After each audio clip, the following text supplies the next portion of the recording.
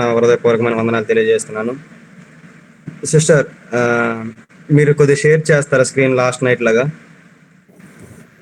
Sure ma'am. Thank you. So ముందుగా మనం మలాకి గ్రంథానికి వెళ్ళే ముందు మనం ఒక చిన్న ప్రార్థన చేసుకొని మనం దేవుని మాటల్లో కొనసాగుదాం. సో కళ్ళు మూసినైతే ఎవరైతే ప్రేరేపింపబడి దేవుని ఆత్మతో నింపబడి ఉన్నారో ఒకరు ప్రార్థన చేయాల్సిందిగా మనం చేస్తున్నాను.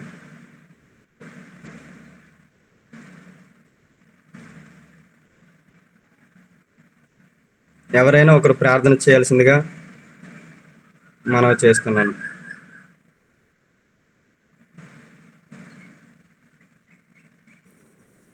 ఓకే బ్రదర్, నేను చేస్తాను. సర్వోన్నతుడ, సర్వాధికారి నీకు వందనాలు, స్తోత్రాలు తండ్రి. మృత్యుంజయుడ, మాకు శాలీన ధర్మమా నీకు స్తుతులు తండ్రి. అయ్యా, ఈ ఉదయకాల సమయంలో నీ పాదాలని విధంగా పట్టుకుంటూ ప్రభా మీ పాద సన్నిధిలో కూర్చుని కొన్ని విషయాలు నేర్చుకోవడానికి మీరు ఇచ్చినటువంటి ఆధిక్యతను బట్టి మీకు వందనాలు, స్తోత్రాలు తండ్రి. అయ్యా, ఇప్పటి వరకు జరిగినటువంటి జకరియా సెషన్ వల్ల ప్రభా ఎన్నో విషయాలు మీరు మాకు బోధించి ఉన్నారు. అందరికీ మీకు వందనాలు ప్రభా. ఇప్పుడు జరగబోతున్నటువంటి సెషన్ని, అదేవిధంగా చెప్పబోతున్నటువంటి బ్రదర్ని కూడా మీ యొక్క ఆత్మచేత అభిషేకించండి.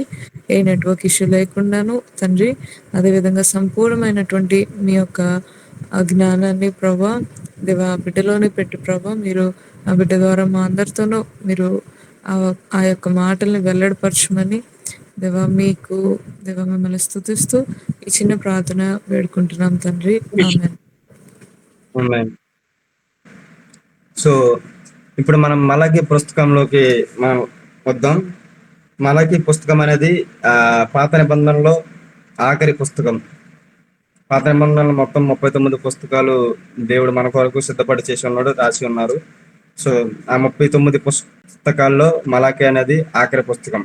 ఈ పుస్తకం తర్వాత దేవుడు 400 సంవత్సరములు, సుమారుగా 400 నుంచి 440 సంవత్సరములు దేవుడు నిశ్శబ్ద కాలం అంటారు. అంటే దేవుడు ప్రజలతో మాట్లాడకుండా, ఎందుకంటే వారి పాపముల ద్వారా మనం ఈ పుస్తకంలో చూడవచ్చు వారి పాపములు ఎలా ఉన్నాయంటే అది ఇంకా మితిమీరిపోయింది అనమాట. ఈ పుస్తకంలో మనం చూసుకున్నట్లయితే నార్మల్ మానవుడు ఏం పాపం చేస్తున్నాడో దానికి మించిన పాపములు ఈ ప్రీస్టులు చేయడము, లేకపోతే నాయకులు చేయడము, లేకపోతే జనము చేయడము, దేవుడు వారి పట్ల ఎంత ప్రేమ చూపినా వారు ఆ ప్రేమను గుర్తించలేకపోవడము. దేవుని ప్రేమ అమితమైనది, అంటే దానికి హద్దులు లేదు, పరిమితి లేదు. ఆయన మనల్ని ఎంతగా ఉన్నా, మనం ఏ పాపంలో ఉన్నా ఆయన ప్రేమించడానికి సిద్ధంగా ఉన్నాడు. కానీ ఈ ప్రజలు ఏం చేశారంటే యూదవారు, వీళ్ళు ఎక్కడి నుంచి బబులోను దేశం నుంచి తిరిగి వచ్చిన యూదా ప్రజలు, ఈ పుస్తకంలో ఉన్నవారు, వాళ్ళు ఏం చేశారంటే వాళ్ళు ఆరాధనలు మారిపోయి, దేవాలయంలో చేస్తున్న సమాజంలో ఆరాధనలు మారిపోయి విగ్రహ ఆరాధనకు బానిసలు అయిపోయి ఉన్నారు.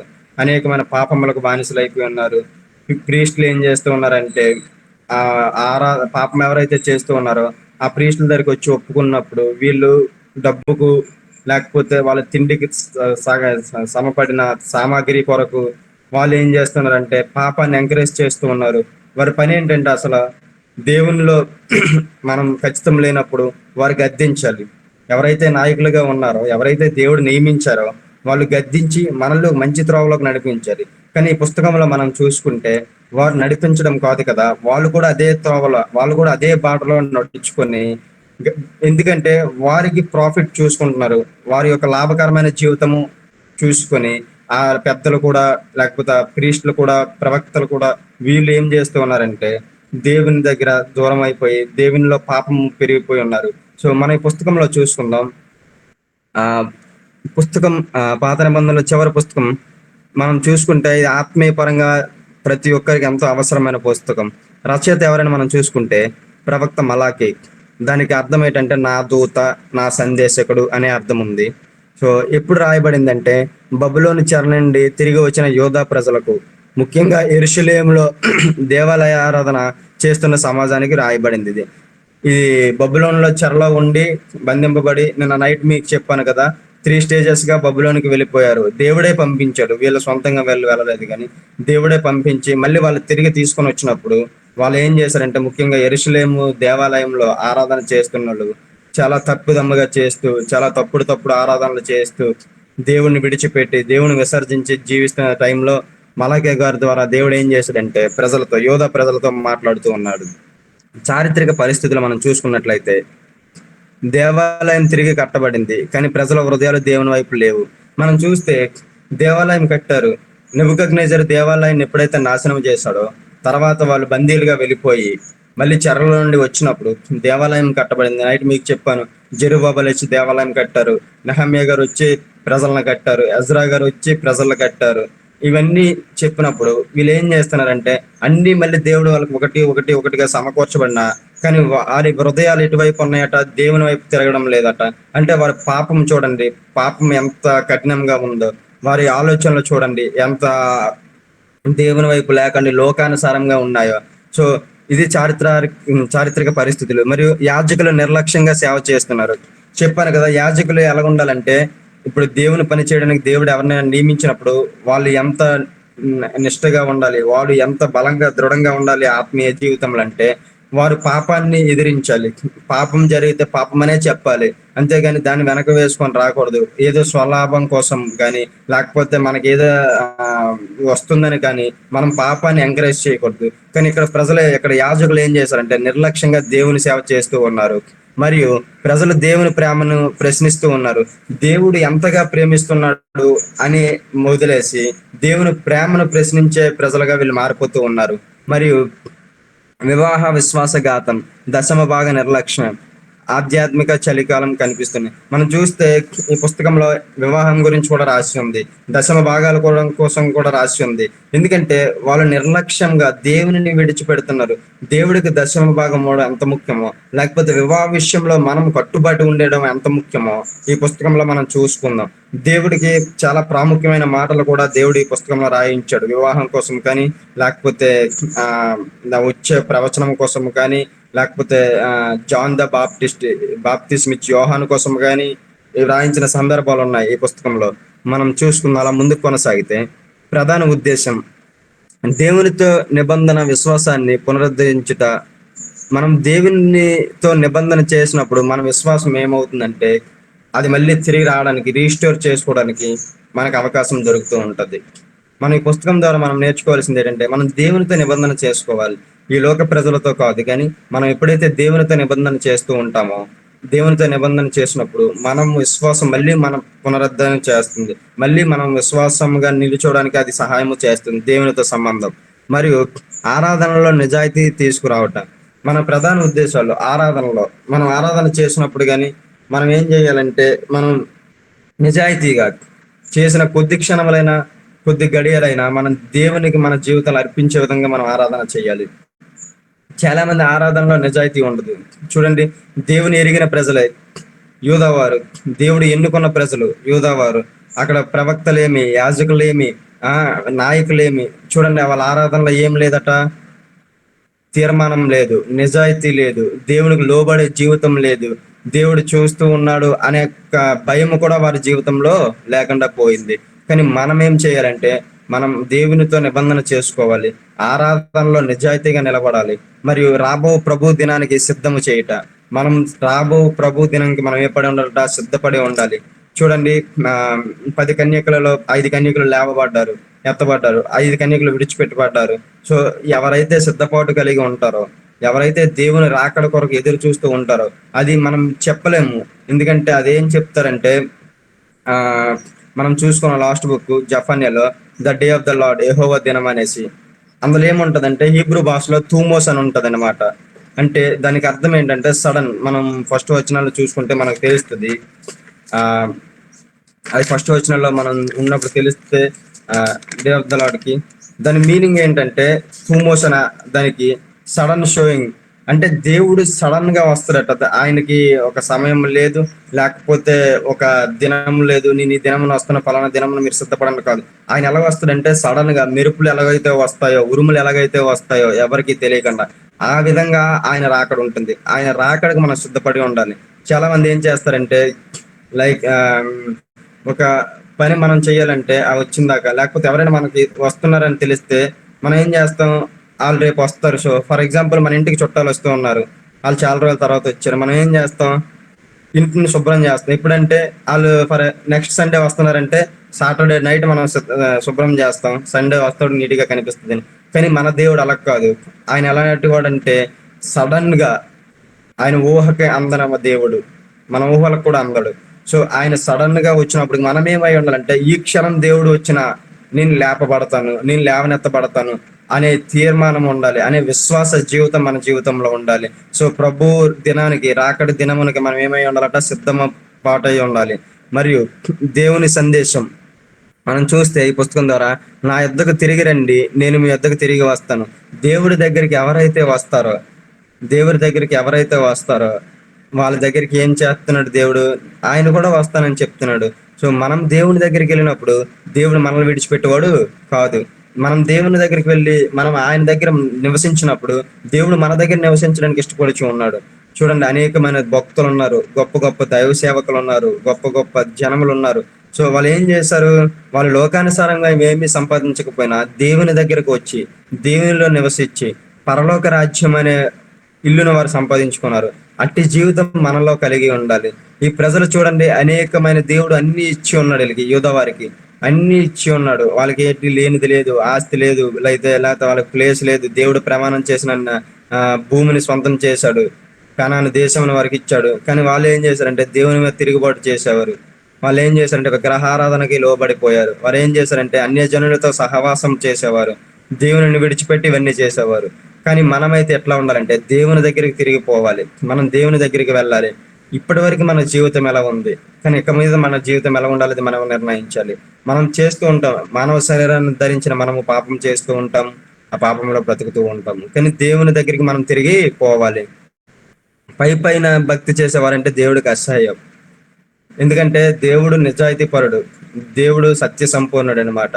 ఆయనకి మనం అబద్ధం చెప్పి, అంటే ఇతరుల దగ్గర మార్కులు కొట్టడానికి, లేకపోతే ఇతరుల దగ్గర మనము హెచ్చింపబడటానికి పై ఆరాధన చేసి, కానీ మనస్సులో మారు మనసు లేకుండా, పశ్చాత్తాపం లేకుండా ఉన్నాడంటే దేవుడికి అసహ్యం అని చెప్తూ ఉన్నాడు. ఇవి మనం ఈ దేవుని సందేశాలు ఈ పుస్తకంలో మనం చూసుకుంటే. మనం అలా పుస్తక నిర్మాణంలోకి వెళ్దాం. 4 అధ్యాయాలు ఉన్నాయి, 6 వివాదాలుగా చూసుకుందాం. మొదటి 1వ అధ్యాయంలో మనం చూసుకుంటే, 1వది చూద్దాం. దేవుని ప్రేమను ప్రశ్నించిన ప్రజలు. మొదటి అధ్యాయంలో మనం చూసుకుంటే వారు ఏం చేస్తున్నారంటే దేవుని ప్రేమనే ప్రశ్నిస్తూ ఉన్నారట. దేవుడు అమితమైన ప్రేమ వారి మీద చూపిస్తే వారి ప్రేమనే ప్రశ్నిస్తూ ఉన్నారు వాళ్ళు. మరియు రెండోది యాజకుల అవినీతి. యాజకులు ఎలా ఉన్నారంటే వాళ్ళు ప్రజలను నడిపించవలసిన వారు. యాక్చువల్గా యూదా ప్రజలు, దేవుని ప్రజలను వారు నడిపించాలి. కానీ వాళ్ళు ఏం చేస్తూ ఉన్నారంటే అవినీతికి పాల్పడిపోతూ ఉన్నారు. అంటే వాళ్ళు కడుపు నింపుకోవడానికి పాపంని ఎంకరేజ్ చేస్తూ ఉన్నారు. వాళ్ళ కడుపు నింపుకోవడానికి పాపంని దేవుని విడిచిపెట్టే విధంగా ప్రజలని వారు తయారు చేస్తూ ఉన్నారనమాట. మరియు మూడవదిగా మనం చూసుకుంటే వివాహం అండ్ నిబంధన విరోధం. మనం చూస్తే ఈ పుస్తకంలో వివాహం గురించి రాసి ఉంటది. 2వ అధ్యాయంలో మనం చూస్తే 13 నుంచి 14 వరకు దేవుని ఒక మాట చెప్పి ఉన్నాడు. అది మన పుస్తకంలో వెళ్ళినప్పుడు నేర్చుకుందాం. మరియు 4వదిగా దశమ భాగం అని దేవుని దోచుట. వాళ్ళు ఏం చేస్తున్నారంటే ఇక్కడ యాజకులు లేకపోతే లీడర్స్, దేవుని సేవ చేస్తూ ఉన్న ప్రజలు దశమ భాగము పేరున దేవుణ్ణి దోచుకుంటూ ఉన్నారు. ప్రజల దగ్గర దశమ భాగాలు తీసుకొని అవి దేవునికి ఉపయోగించకుండా, లేకపోతే వీరి సొంత పనులకు ఉపయోగించుకొని దశమ భాగాల్ని ఒక వ్యాపారం లాగా చేసి ఉన్నారనమాట. మరియు రాబో దూత మరియు శోధన. మనం చూసుకుంటే ఇందులో 3వ అధ్యాయంలో మనం చూస్తే రాబో దూత గురించి చెప్తుంది. ఆ దూత ఎవరంటే బాప్తిస్మిచ్చే యోహానుని మనం చూసుకోవచ్చు. మరియు యెహోవా మహాదినము, the great day of the Lord. మనం చూస్తే ఆయన దినము కోసము, ఆయన రాబో దినము కోసము రాసి ఉన్నది. ఇది ప్రధానంగా ఈ పుస్తకము ప్రజల యొక్క పాపమును తెలియజేస్తూ ఉంది, మరియు ప్రజల యొక్క అవినీతిని తెలియజేస్తూ ఉంది, మరియు యాజకుల యొక్క అవినీతిని తెలియజేస్తూ ఉంది. యాజకులు మరియు నాయకుల యొక్క పాపాన్ని ఈ పుస్తకం తెలియజేస్తూ ఉంది. దేవుడు వారిని ఎంత ప్రేమించి దేవుడు వారిని సజీవులుగా తిరిగి మళ్ళీ యెరూషలేముకు తీసుకొని వచ్చినప్పుడు యూదా ప్రజలను, కానీ వాళ్ళు ఏం చేస్తున్నారంటే దేవుడిని ప్రశ్నిస్తూ ఉన్నారట. దేవుడు ప్రేమను ప్రశ్నిస్తూ ఉన్నారు. మనమేమై ఉండాలంటే దేవుని ప్రేమను ప్రశ్నించే వారం కాకుండా దేవుని ప్రేమను స్వీకరించే ప్రజలుగా ఈ దినములలో మనం జీవించాలి. పుస్తక ప్రధాన సందేశం మనం చూసుకుందాం. పుస్తక ప్రధాన సందేశం మనం చూసుకున్నప్పుడు ఆ, నిబంధన విశ్వాసం, కవనెంట్ ఫెయిత్ఫుల్నెస్ మనం చూస్తే నిబంధన కలిగి జీవించాలి. నిబంధన కలిగి జీవించే విశ్వాసం మన జీవితంలో ఉండాలి. మరియు శుద్ధమైన ఆరాధన, అంటే ఏ కల్తీ లేకుండా, అపరిశుద్ధంగా కాకుండా దేవునిని మనం ఎట్లా ఆరాధించాలంటే పూర్ణ హృదయంతోనూ, పూర్ణ మనస్సుతోనూ, పూర్ణ ఆత్మతోనూ మనం ఏం చేయాలంటే ఆరాధించే ప్రజలుగా మనం ఉండాలి. మరియు దేవుని వద్దకు తిరిగి పిలుపు, అంటే దేవుడు వారిని తీసుకొచ్చి మళ్ళీ యెరూషలేములో పెట్టినప్పుడు, తన సొంత ప్లేస్ లో పెట్టినప్పుడు వాళ్ళు ఏం చేస్తున్నారంటే వాళ్ళు తిరుగుబాటు చేస్తూ ఉన్నారు. దేవుని దగ్గర రావడానికి ఇష్టపడట్లేదు. ఏ దేవుడైతే వారిని తిరిగి తీసుకొచ్చాడో ఆ దేవుని దగ్గర రావడానికి ఇష్టపడక దేవుని మీద తిరుగుబాటు చేస్తున్న ప్రజలు. సో మరియు పుస్తక ప్రధాన సందేశం ఏమిటంటే రాబో ప్రభు దినానికి సిద్ధత. మనం ఏమై ఉండాలంటే దేవుడు వస్తున్నాడు అని నమ్మి విశ్వాసించి ఆ దినముకు సిద్ధమై ఉండాలి. ఆ దినము నేడై ఉండొచ్చు, రేపై ఉండొచ్చు, మనకి తెలియదు. అది సడన్ గా దేవుడు వచ్చే దినంకి మనం ఏమై ఉండాలంటే సిద్ధపాటు కలిగి జీవించాలి. సో మలకి మొత్తం గ్రంథం దేవుడు ఇలా ప్రశ్నిస్తున్నట్టు ఉంది, నన్ను గౌరవించేది ఎక్కడ? దేవుడు ఈ పుస్తకం మనం చూసుకుంటే దేవుడు భావోద్వేగాలు ఎలా ఉన్నాయంటే, నన్ను మీరు గౌరవిస్తున్నారా, అసలు నాకు మరి సమయం ఇస్తున్నారా, నన్ను మీరు దేవుడిలాగా అంగీకరిస్తున్నారా లేదా? ఎందుకంటే వాళ్ళు ఏం చేస్తున్నారంటే ఒక దేవుడు యెహోవానే కాకుండా విగ్రహారాధనలు కూడా ఆరాధించే ప్రజలు ఉన్నారు, విగ్రహారాధనలు కూడా లోబడే ప్రజలు ఉన్నారు. సో దేవుడు ఏం చేస్తాడంటే అసలు నాకు దక్కవలసిన గౌరవం నాకు దక్కుతుందా లేదా అనే ప్రశ్నలో అలా ఆలోచించే విధానికి ప్రజలు ఏం చేశారంటే వచ్చేసారు. ప్రజలు దీన స్థితిలో పడిపోయి ఉన్నారనమాట. కానీ మనం ఏం చేయాలంటే ఈ పుస్తకం ద్వారా మనం విన్నప్పుడు దేవుని ప్రేమ ఎట్లా ఉందంటే అన్వేవరింగ్ అట, అంటే అది అలాగా అలల్లా కొట్టుకొని పోయేది కాదు. దేవుడు తన ప్రేమను మనపై చూపిస్తూ ఉన్నాడు. మనం పాపులమైనప్పటికీ, మనలో ఏ మంచి లేనప్పటికీ దేవుడు ఏం చేస్తున్నాడంటే తన ప్రేమను చూపిస్తూనే ఉన్నాడు. చూడండి, ఇశ్రాయేలు ప్రజల్లో ఏ మంచి లేదు. దేవుడు ఎన్నుకున్నప్పుడు దేవుని వెనక నడిచి ఉన్నారు. దేవుని కోసం వాళ్ళు జీవించే జీవితాలు కలిగి ఉన్నాయి. కానీ ఎప్పుడైతే జనరేషన్స్ మారుతూ వచ్చాయి, ఎప్పుడైతే అలాగా సంవత్సరముల మీద పడి వచ్చాయో వాళ్ళు ఏం చేశారంటే విగ్రహారాధనకు లోబడిపోయి ఉన్నారు. దేవుణ్ణి విసర్జించారు, దేవుణ్ణి విడిచిపెట్టారు. ఎవరైతే ఐగుప్తు దేశం నుంచి వాళ్ళని బయటకు తీసుకుని వచ్చారో ఆ దేవుడినే వాళ్ళు మర్చిపోయారు. వాటి ప్రతిఫలమే వీళ్ళు వెళ్ళిన చెరలోకి వెళ్ళిపోయారు. అనేక మంది విల్డర్నెస్ లో, ఆ అరణ్య ప్రయాణంలో నశించారు. రోజుకు వేల మంది కూలిపోయి ఉండేవారు. ఎందుకంటే వారి యొక్క పాపము, వారి యొక్క వ్యతిరేకత, దేవుని మీద వ్యతిరేకత. సో మన జీవితాలు ఎట్లా ఉండాలంటే దేవునికి వ్యతిరేకంగా కాకుండా దేవుని ప్రేమకు లోబడి, దేవుని మాటకు లోబడి జీవించే జీవితాలు. ఇక్కడ చూడండి, యూదా ప్రజలు దేవుడు ఇశ్రాయేల్ బబులోన్ నుంచి తీసుకొచ్చినప్పుడు కూడా వారు ఏం చేస్తున్నారంటే దేవుని ప్రేమను ప్రశ్నించే ప్రజలుగా ఉన్నారు. మనం ఈ దినమైన దేవుని ప్రేమను ప్రశ్నిస్తున్నామా, లేకపోతే దేవుని ప్రేమను మన జీవితంలో స్వీకరిస్తున్నామని మనం చూసుకున్నాం. మరియు ముఖ్య వాక్యమును మనం చూసుకుంటే మరొక అధ్యాయం 1వ అధ్యాయం 6వ వచనం మనం చూస్తే, నేను తండ్రినైతే నా ఘనత ఎక్కడ? వారు చూడండి, దేవుడు తండ్రి అనేసి మాట్లాడుతున్నారు కానీ ఘనత ఇవ్వట్లేదు, ఆయనకి ఏమి ఇవ్వట్లేదు, గౌరవం ఇవ్వట్లేదు, ఆయనకు దక్కవలసిన విలువలు ఆయనకు ఇవ్వట్లేదు దేవునికి. కానీ మాటల్లో మాత్రం వాళ్ళు చెప్తూ ఉన్నారు. అదే చెప్తున్నాను కదా, ఆరాధన పై నోటు మాట వేరే ఉంటది, మన మనస్సుతో ఆరాధించింది వేరే ఉంటది. మరియు 3వ అధ్యాయం 1వ వచనం చూడండి, ఇదిగో నేను నా దూతను పంపుచున్నాను. దేవుడు మాటలు సెలవిస్తున్నాడు, ఇదిగో నేను నా దూతను పంపుచున్నాను అంటే అది రాబోవు బాప్తీసం ఇచ్చి యోహాను గురించి రాయబడిన ప్రవచనము. మరియు 3వ అధ్యాయం 7వ వచనం చూస్తే, నా యొద్దకు తిరిగి రండి. దేవుడు ఏం చెప్తున్నాడంటే వాళ్ళు దేవుని దగ్గర తిరిగి రమ్మని అడుగుతున్నాడు అనమాట. ఎందుకంటే 6వ వచనంలో మనం చూసుకుంటే 3వ అధ్యాయం 6వ వచనంలో దేవుడు ఏం మాట సెలవిస్తున్నాడంటే, యెహోవానైన నేను మార్పు లేని వాడను గనుక యాకోబు సంతతి వారైన మీరు లయము కాలేదు. దేవుడు ఏం మాట సెలవిస్తున్నాడంటే యెహోవా అయిన నేను మార్పు లేని వాడిని. ఇది ఎంత ప్రాముఖ్యమైన మాట చూడండి. దేవుడు మార్పు లేనివాడట, దేవుడు మారడు. అంటే దేవుడు మన జీవితాల్లో మార్చే సమర్థుడు, కానీ దేవుడు ఆయన ఇచ్చిన మాటలను మార్చుకునేవాడు కాదు. ఆయన ఒక మాట చెప్పాడంటే ఆ మాటకు కట్టుబడి ఉన్న దేవుడు మన దేవుడు.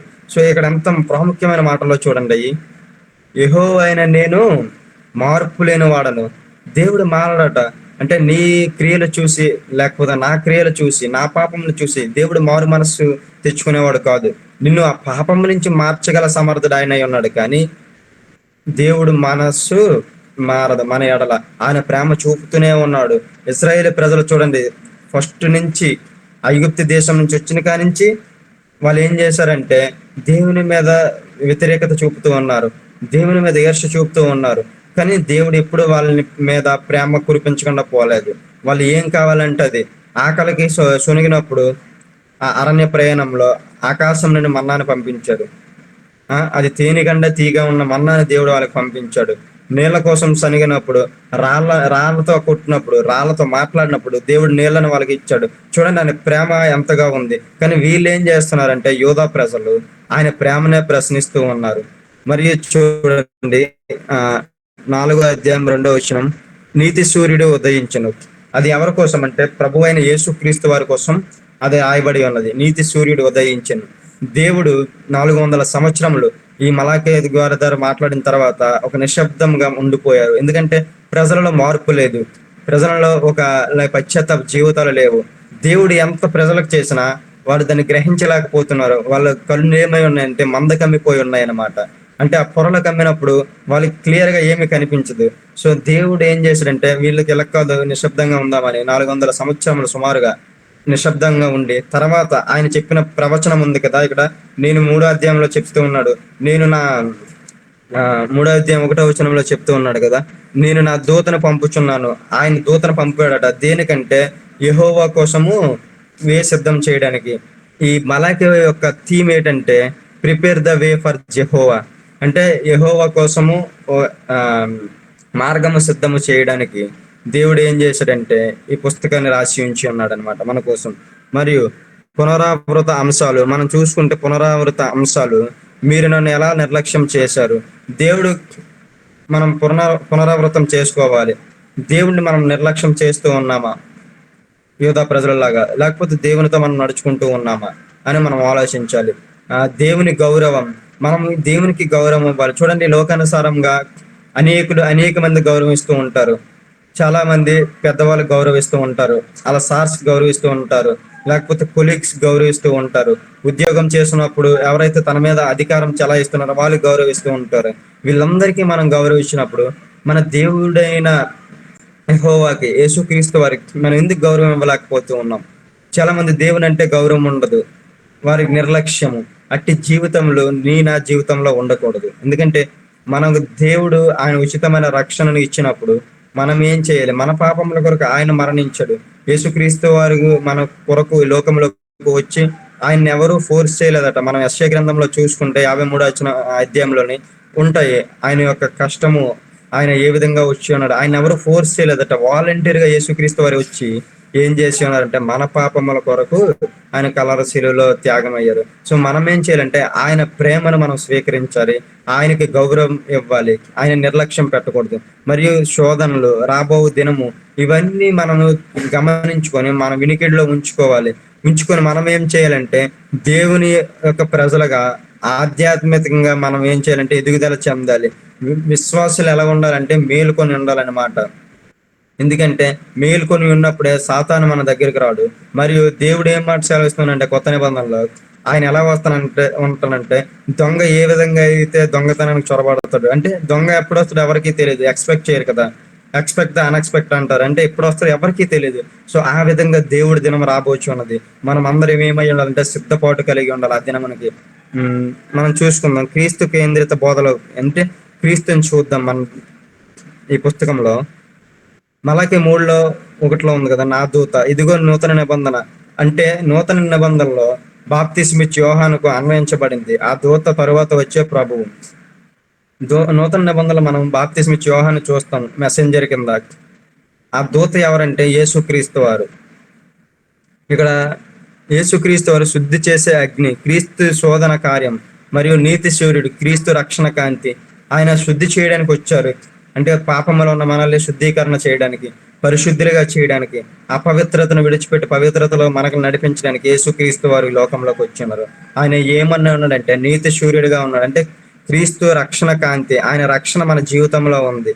సో ఆయన రక్షణ మన జీవితంలో ఉందని మనం ఎలా నమ్ముచున్నామంటే ఆయనతో మనం ఏం చేయాలంటే అంటు కట్టబడి ఉండాలి. ఆయనతో మనం ఏం చేయాలంటే సంబంధం కలిగి జీవించాలి. మరియు ప్రవచన నెరవేర్పు ద్వారా ప్రభు మార్గం సిద్ధం చేసే దూత గురించి ఉన్న వాక్యం సువార్తల్లో నెరవేరింది. అంటే ఇక్కడ చేసాం కదా, ప్రవచనం నెరవేరింది. నేను వేసి సిద్ధం చేస్తాను. 3వ అధ్యాయంలో మనం చదివితే క్లియర్ కట్ గా ఉంటది. ఏమంటే, ఇదిగో నాకు ముందుగా మార్గము సిద్ధపరచుటకై నేను నా దూతను పంపుచున్నాను. ఆ దూత ఎవరంటే బాప్తిస్మిచ్చు యోహాను. ఎవరికి మార్గము పంపుచున్నట్టుగంటే ఇక్కడ చూడండి, నాకు ముందుగా మార్గము సిద్ధపరచుటకై నేను నా దూతని పంపుచు ఉన్నాను. ఇక్కడ మనం చూస్తే పాత నిబంధనలు అనుకుంటారు యేసుక్రీస్తు వారు ఎక్కడ ఉన్నారు, ఆయన కొత్త నిబంధనలో వచ్చారు కదా అనేసి. ఇక్కడ చూస్తే యెహోవా మొదటి పేరు జెహోవా, యెహోవా, యేసుక్రీస్తు వారు, వీళ్ళందరూ యేసుక్రీస్తు వారికి అనేకమైన పేర్లు ఉన్నాయి. సైన్యములకు అధిపతి ఒక యెహోవా అని పేరు ఉంది. యేసుక్రీస్తు వారి పేరు, మరియు ఎల్ షడాయ్, చాలా పేర్లు ఉన్నాయి. మన హీబ్రూగా చదువుకుంటే ఆయన చాలా పేర్లతో ఆయన వ్యక్తపరుచుకున్నాడు, ఆయన క్యారెక్టర్ని వ్యక్తపరుచుకుని ఉన్నాడు. సో కొన్ని పేర్లు మీకు చెప్తాను చూడండి. మామూలుగా ఫర్ ఎగ్జాంపుల్ మనకు ఉదాహరణ రావడానికి, మనకు ఒక అవగాహన రావడానికి. ఎందుకంటే యేసుక్రీస్తు వారిని చాలా మట్టుకు వరకు ఏమంటారంటే కొత్త నిబంధనలు వచ్చిన దేవుడు. పాత నిబంధనలు ఆయన ఎక్కడ ఉన్నాడు, అసలు ఆ పాత నిబంధనలు ఆయన పేరు ఎక్కడ మనం చూడలేదు, ఆయన పేరు చూడలేదు. ఆయన కలయికలో ఉన్న స్వభావం మనం చూస్తూ ఉంటాం. అంటే చూడండి, మనం ఈ ఆది కాండంలో చూస్తే 14:22 ఉంటది. ఏమంటే ఎల్ ఎలోహిం అని ఉంటది. ఎలోహిం అంటే గాడ్ మోస్ట్ హై, ఆయన సైన్యములకు అధిపతి ఒక దేవుడు, అందరికంటే పైన ఉన్నవాడు అనమాట. మరియు ఎల్ ఓలాం అని ఉంటది 21:23 ఆది కాండంలో చూస్తే, అంటే ఎవర్ లాస్టింగ్ గాడ్, ఆయనకి అంతం లేదట, ఆయన తరతరములు ఉన్న దేవుడట. ఇవన్నీ యెహోవాకు పేర్లు అనమాట. యెహోవా ఎవరంటే యేసుక్రీస్తు వారు మాత్రమే. ఇక్కడ చూడండి, ఎవరికి సిద్ధపాటు చేస్తూ ఉన్నారని మనం చూస్తూ ఉన్నాము. ఇక్కడ ఎవరికి సిద్ధపాటు చేస్తానంటే యేసుక్రీస్తు వారికి మార్గం సిద్ధపాటు చేయడానికి ఎవరు ఇచ్చారట, బాప్తిస్మిచ్చు యోహాను ఇచ్చారట. అంటే పాత నిబంధనలో ఉన్న యెహోవా, కొత్త నిబంధనలో యేసుక్రీస్తు వారు వేరే వేరే కాదు, వాళ్ళందరూ ఒకటే, వాళ్ళిద్దరూ ఒకటే. సో మరియు మనం చూసుకుంటే ఆది కాండంలో ఉంటది, మొదటి అధ్యాయంలో ఉంటాయి ఏమని, నేను మానవుడిని తయారు చేద్దాం మనము అని ఉంటది. అక్కడ మనం అని ఉంటది. మనం హిబ్రూలో చదివితే అది క్లియర్ కట్ గా ఉంటది అనమాట. మనము అంటే అక్కడ సింగులర్ కాదు, ప్లూరల్ అనేసి. సో ఇవన్నీ ఉంటాయి. మనం ఇక్కడ ఏం చెప్తున్నామంటే ప్రవచన నెరవేర్పు ద్వారా, అంటే ప్రభువు మార్గం సిద్ధం చేసే దూత గురించి ఉన్న వాక్యం సువార్తలో నెరవేరింది. క్రీస్తు భవిష్యత్ కార్యాలను చూపే విధంగా, అంటే మొదటి రాకడలో శుద్ధి చేశాడు. యేసుక్రీస్తు వారు మొదటగా వచ్చారు 2000 సంవత్సరాల క్రితం ఈ భూమి మీదకి. దేనికంటే ఆయన మన పాపములు విడిపించడానికి. మనం అపరాధంలో ఉన్నాం, మనం శాపములతో నిండి ఉన్నాం, మన జీవితం ఒక పాపమై ఉన్నది, మన దినదిన జీవితంలో మనం చేస్తున్న పాపములు. సో వాటి నుంచి విడిపించడానికి యేసుక్రీస్తు వారు ఈ భూమి మీదకి వచ్చారు. కానీ ఆయన రెండో రాకడలో వచ్చినప్పుడు శుద్ధీకరణకు మాత్రం రావడం లేదు. జ్ఞాపకం చేసుకున్న సహోదరులారా, మనం అనుకోవచ్చు మనం మారొచ్చులే, ఇంకా టైం ఉంది, దేవుడిని అంగీకరిద్దాంలే, ఇంకా చాలా టైం ఉంది, ఆయన ఎప్పుడో వస్తాడు అనేసి. ఆయన ఎప్పుడు వస్తాడు ఎవరికి తెలియదు. కానీ ఆయన రాకడలో వచ్చినప్పుడు మనము కానీ ఎత్తబడిన గుంపులో లేకపోతే మాత్రం మనం తీర్పుకి సిద్ధపాటు ఉండాలి. మలాకే పాత నిబంధనలో చివరి పిలుపు, క్రీస్తు కొత్త నిబంధన ప్రారంభ సమాధానం. చూడండి, మలాకేలో పాత నిబంధనలో లాస్ట్ బుక్, అంతిమ బుక్. అది ఏమై ఉందంటే మనకి చివరిగా పిలుపునిస్తూ ఉంది యేసుక్రీస్తు వారికి దగ్గరికి రమ్మని. మన పాపమును విడిచిపెట్టి, యూదా ప్రజలు ఏ విధంగా అయితే వాళ్ళ పాపమును విడిచిపెట్టలేదో, వాళ్ళ ఆరాధనలు వ్యర్థమైపోతూ ఉన్నాయో, అట్టిగా మనం ఉండకుండా క్రీస్తులో కొత్త నిబంధనలో, అంటే క్రీస్తు వారు వస్తారనేసి ఏ విధంగా మలాకే గారి ద్వారా రాసి ఉన్నారో, అట్టి నిబంధన మన జీవితంలో కలిగి ఉండాలి. అట్టి ప్రారంభన నిబంధన, అంటే ప్రారంభంలో యేసుక్రీస్తు వారు వస్తున్నారని నమ్మిక నుంచి విశ్వాసం ఉంచే జీవితం మనకు కలిగి ఉండాలి. మరియు మనం చూసుకుందాం దేవుని లక్షణాలు మరియు స్వభావం. ఇక్కడ దేవుడి లక్షణాలు ఏమైనా అనేకంగా చూపిస్తూ ఉన్నారు. ప్రేమించే దేవుడు, నేను మిమ్మల్ని ప్రేమించి తిని అని మాట సెలవిస్తూ ఉంది. ఆయన ప్రేమ స్వరూపి అయి ఉన్నాడు, ఆయన ప్రేమిస్తూ ఉన్నాడు. మనం చూసుకుంటే మొదటి అధ్యాయంలోనే వాళ్ళు ఏం చెప్తున్నారంటే, మొదటి అధ్యాయంలోనే దేవుని యొక్క నిబంధన చూస్తూ ఉన్నాము. 2వ వచనంలో చూసుకుంటే, మొదటి అధ్యాయం 2వ వచనం చదువుతాం చూడండి మీకోసం. యెహోవా సెలవిచ్చినది ఏమనగా, నేను మీ ఎడల ప్రేమ చూపి ఉన్నాను, అయితే మీరు ఏ విషయమందు నీవు మా ఎడల ప్రేమ చూపితు వందిరు. చూడండి, దేవుడు వాళ్ళ ఎడల ప్రేమ చూపుచూ ఉన్నాడట ఇశ్రాయేలు ప్రజలకు. ఇశ్రాయేలు గురించి మలాకే గారి ద్వారా యెహోవా ఏం చేశారంటే, యెహోవా పలికిన మాటలు దేవుడు ఏం చేస్తున్నాడట, వాళ్ళ ఎడల ప్రేమ చూపుతూ ఉన్నారు. కానీ వాళ్ళ క్వశ్చన్ ఏంటంటే, నీవు మా ఎడల ఎందుకు ప్రేమ చూపుతున్నావు, ఏ విధంగా ప్రేమ చూపుతున్నావు, ఎంత మూర్ఖపు దిశలో ఉన్నారు చూడండి. వారి జీవితంలో గమ్యం చూపించిన దేవునికి, వారి జీవితంలో అనేకమైన శ్రమలు ఉన్నప్పటికీ దేవుడు వాళ్ళని రక్షించి తన సొంత బిడల్లా కాపాడుకొని వచ్చిన దేవుడు ప్రేమ చూపిస్తే నువ్వు ఎవరి మీద ప్రేమ చూపిస్తున్నావు అనే పరిస్థితిలో వాళ్ళు ఉన్నారంటే, వాళ్ళ బుద్ధి చూడండి ఎంత మందబారిపోయిందో. మనం ఏమై ఉండాలంటే దేవుని ప్రేమను గమనించాలి. నా ప్రియ సహోదరులారా, ఈ దేవుని ప్రేమను మనం గమనించలేకపోతే మనము తీర్పు దినమున ఒకరోజు శిక్షకి పాత్రలం అవుతామని గమనించుకోవాలి. మరియు గౌరవం కోరే రాజు, మన దేవుడు గౌరవం కోరేవాడు. నిన్న మాటలు మనం సెలవిచ్చుకున్నాం కదా, ఆయన అసహ్యపడతారు ఎవరైనా ఆయనకి ఇవ్వాల్సిన గౌరవం ఇతర బొమ్మలకి ఇచ్చిన, ఇతరులకు ఇచ్చిన, మానవులకి ఇచ్చిన ఆయన అసహ్యపడతాడు. ఎందుకంటే వాటికి సరితోగని గౌరవం మనం దేవునికి ఇవ్వాలి. వాళ్ళకి ఇవ్వాల్సిన గౌరవం వాళ్ళకి ఇవ్వాలి. కానీ దేవునికి ఇవ్వకుండా వాళ్ళందరికి ఇచ్చామనుకో, మన ఫస్ట్ ప్రియారిటీ ఎవరు ఉండాలంటే దేవుడు ఉండాలి, దేవుడై ఉండాలి మన జీవితంలోనే. అట్టి జీవితంలో మనం దేవునికి ఇవ్వకపోతే మనం ఏమైతే ఉన్నామంటే దేవుడికి గౌరవం కోరే రాజు కాబట్టి ఆయన ఏం చేస్తూ ఉన్నాడంటే మనకు తగిన బుద్ధి చెప్పడానికి ఇష్టపడుతూ ఉన్నాడు. మరియు మార్పు లేని దేవుడు, ఈయన దేవుని స్వభావాలు, నేను యెహోవాను మారను. దేవునిలో మార్పు లేదట, ఆయన యెహోవా మారడు. ఆది అందు ఏ దేవుడైతే అబ్రహాముతో వాగ్దానం చేశాడో, ఈ దినమున నీతో నాతో చేసిన వాగ్దానాలు చేస్తున్న దేవుడు ఒక్కడే అని మనం గమనించాలి. అప్పుడు దేవుడు వేరే కాదు, ఇప్పుడు దేవుడు వేరే కాదు. లేకపోతే మన జీవితంలో మారుతూ ఉన్నాయి, మనం అప్డేట్ అవుతూ ఉన్నాము. జనరేషన్స్ మారుతున్న కొలది లోకంలో అనేకమైన పరికరములు మారుతూ ఉన్నాయి, అనేకమైన వ్యవధులు మారుతూ ఉన్నాయి, వ్యవస్థలు మారుతూ ఉన్నాయి, చాలా అడ్వాన్స్డ్ టెక్నాలజీస్ వస్తూ ఉన్నాయి. కానీ వీటన్నిటి వెనక ఉన్న దేవుడు మాత్రం ఒక్కడే ఉన్నాడు, మారడు. ఆయన మారడు. ఎందుకంటే ఆయన వాగ్దానం చేసిన దేవుడు నమ్మదగిన వాడు, ఆయన మార్పు లేనివాడు. మార్పు లేనివాడు అంటే దేవుడు మారడా అంటే దేవుడు మారడు. కానీ మనల్ని మార్చడానికి తగిన జ్ఞానాన్ని, తెలుగుని మనకి ఇవ్వడానికి ఇష్టపడుచు ఉన్నాడు. మనం పాపంలో ఉన్నాం అనుకో, మన జీవితం మారుతుంది. ఎందుకంటే దేవుని తెలుసుకున్నప్పుడు. మరియు శోధించే న్యాయాధిపతి, దేవుడు శోధిస్తూ ఉన్నాడట. ఎందుకంటే ఆయన న్యాయాధిపతి. ఆయన ఏం చేస్తున్నాడు, ఈ ప్రజలకు న్యాయం చేస్తుంటే ఈ ప్రజలు న్యాయం లేని వారై తిరుగులాడుచూ ఉన్నారు. ఆయన శోధిస్తూ ఉన్నాడు ఈ ప్రజల వల్ల, ఈ ఇశ్రాయేలు ప్రజల, యూదా ప్రజల వల్ల ఆయన శోధిస్తూ ఉన్నాడు. మనం చూసుకున్నట్లయితే వాళ్ళు క్యాప్టివిటీకి వెళ్ళినప్పుడు 722 BCలో అసిరియన్ క్యాప్టివిటీకి వెళ్ళినప్పుడు ఇశ్రాయేలు వారు తిరిగి రాలేదట. మళ్ళీ తిరిగి వెనకకి రాలేదు ప్రజలు, ఇజ్రాయేల్ ప్రజలు రాలేదు. ఇజ్రాయేల్ దేవుని ఎన్నికబడిన ప్రజలు తిరిగి రాలేకపోయి ఉన్నారు. ఎందుకంటే వారు ఏం చేశారంటే అక్కడ అసిరియన్లతో కూడి వాళ్ళు ఏం చేశారంటే దేవుని విడిచిపెట్టారట. అక్కడ వాళ్ళు విగ్రహాలను ఆరాధన పూజించడం స్టార్ట్ చేశారు. ఇక్కడ ఇజ్రాయేలీలు ఉన్నంత వరకు యెహోవాయే నా దేవుడు, యెహోవాయే నమ్మదగిన వాడు అని వాళ్ళు ప్రేయర్ చేసుకుని వాళ్ళ దేవునితో సంబంధం కలిగి దేవునితో ఒక మిళితమైన అనుబంధం కలిగి జీవించే జీవితాలు ఎప్పుడైతే అసిరియన్ క్యాప్టివిటీకి వెళ్ళారో, అసిరియా రాజు వచ్చి వాళ్ళని తీసుకెళ్ళాడు 722 BCలో. అప్పుడు ఏం చేశారంటే దేవుడికి ఇంకా ఇష్టం లేదు వారిని వెనక్కి తీసుకురావడం. సో వారిని అలా విడిచిపెట్టాడు.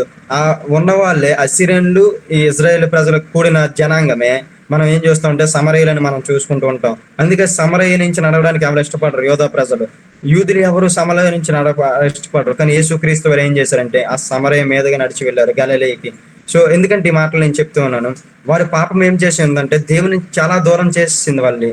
వాళ్ళ పాపం ఏం చేసిందంటే వాళ్ళ నిర్లక్ష్యం ద్వారా దేవుడు వారికి మరి వాళ్ళ దగ్గరికి వెళ్ళడానికి కూడా ఇష్టపడలేదు. ఇశ్రాయేల్ ప్రజలు విడిచిపెట్టాడు ఆ దేశంలో. ఎందుకంటే వాళ్ళు అన్య జనులతో సంబంధం కలిగి, అన్య జనుల వివాహాలు చేసుకొని, అన్య జనులతో వారు శయనించి, వారు అనేక విధములైన పాపములు చేసినప్పుడు దేవుడు వాళ్ళు విడిచిపెట్టాడు. కానీ యూదా ప్రజలను దేవుడు విడిచిపెట్టలేదు. ఎందుకంటే యూదా ప్రజలకు దేవుడు మాట ఇచ్చాడు, మీరు బబులోనికి వెళ్ళండి, నేను వీళ్ళు తీసుకువస్తాను అని వాగ్దానం చేసిన దేవుడు, ప్రవచించిన దేవుడు ఏం చేశాడంటే ఆ బబులోన్ నుంచి వారిని తీసుకుని వచ్చాడు. కానీ తీసుకువచ్చిన తర్వాత కూడా వాళ్ళు ఏం చేస్తున్నారంటే పాపములో పడిపోతూ ఉన్నారు.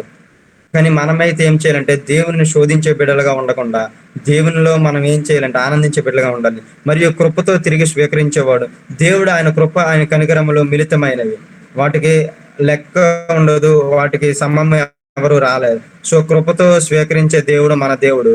మనం ఏం చేయాలంటే దేవుడు కేవలం తీర్పుకే దేవుడు కాదు, కానీ తిరిగి వచ్చిన వారికి ఆయన చేర్చుకున్న దేవుడు, హక్కును చేర్చుకున్న దేవుడు. తల్లి ఏ విధంగా అయితే తన పిల్లలు తన హక్కును చేర్చుకుంటుందో, ఏ విధంగా అయితే దూరంగా ఉన్నప్పుడు మళ్ళీ తీసుకొని వస్తుందో, వచ్చినప్పుడు హత్తుకొని ప్రేమను చూపిస్తుందో, అంతకు మించిన ప్రేమ దేవుడు మన జీవితంలో చూపించడానికి ఇష్టపడుచు ఉన్నాడు. చూడండి, అలాగా పాపం, దేవుని కోపం మరియు పశ్చాత్తాపానికి పిలుపు. మనం చూసుకుంటే పాపము, దేవుని కోపము మరియు పశ్చాత్తాపానికి పిలుపు. మలాకి ప్రస్తావించిన ప్రధాన పాపాలు చూడండి. మలాకి గ్రంథంలో మనం ప్రధానంగా పాపాలు చూడొచ్చు, మీరు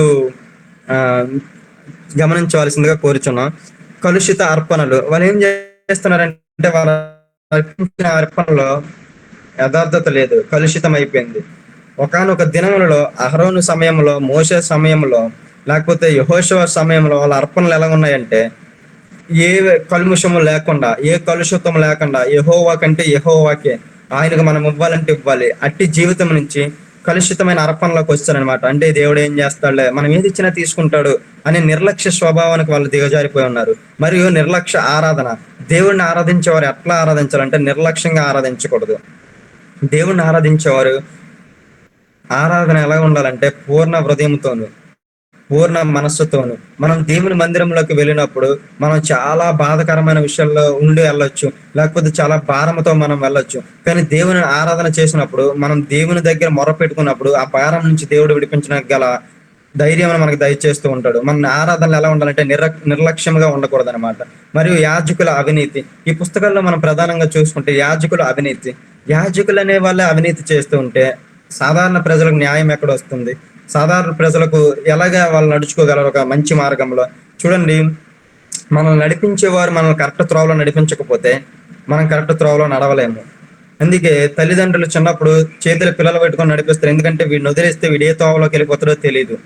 వీడు మంచిగా అంటే ఎడం వైపు వెళ్తాడు, కుడివైపు వెళ్తాడు, మమ్మల్ని వెంబడించగలడు, అనుసరించగలరు అనేసి అలా చిటికిన వేలు పట్టుకొని నడిపిస్తూనే ఉంటారు. ఎందుకంటే వాళ్ళు ఒక త్రోవను మనకు చూపించినప్పుడు ఆ త్రోవలో మనం నడవాలని. కానీ ఇక్కడ యాజకులు ఏమైతే ఉన్నారంటే అవినీతిలో పడిపోతూ ఉన్నారు.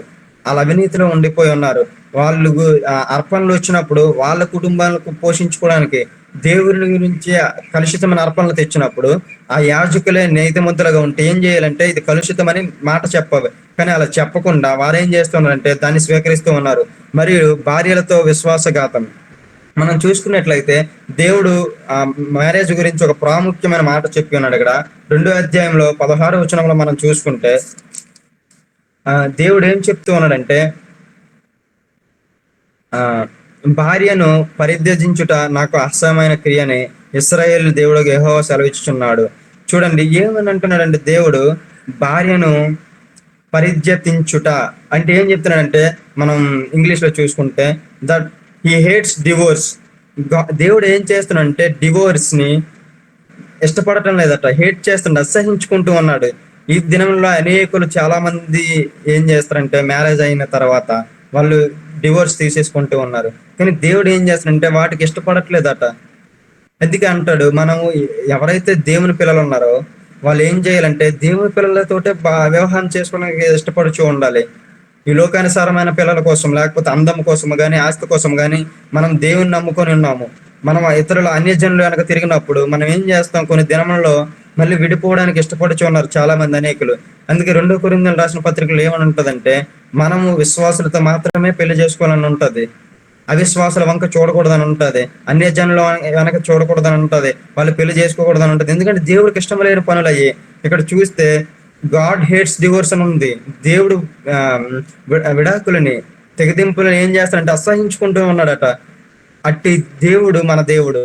ఎందుకంటే ఆయన కలిపినది ఎలాగా మనం మొదటిగా చూసుకున్నప్పుడు ఆదామును తయారు చేసి, ఆదాము నుంచి అవ్వను తయారు చేసి ఎవరైతే వివాహం చేసుకుంటారో, అందుకే హెబ్రీయులకు రాసిన పత్రికలో ఉంటుంది 13వ అధ్యాయంలోని వివాహం అన్ని విషయంలో ఘనమైనది అనేసి. సో అట్టి ఘనమైన వివాహాన్ని నుంచి విడిపోచి ఉన్నారు. దేవుడు దాన్ని అసహించుకుంటూ ఉన్నాడట.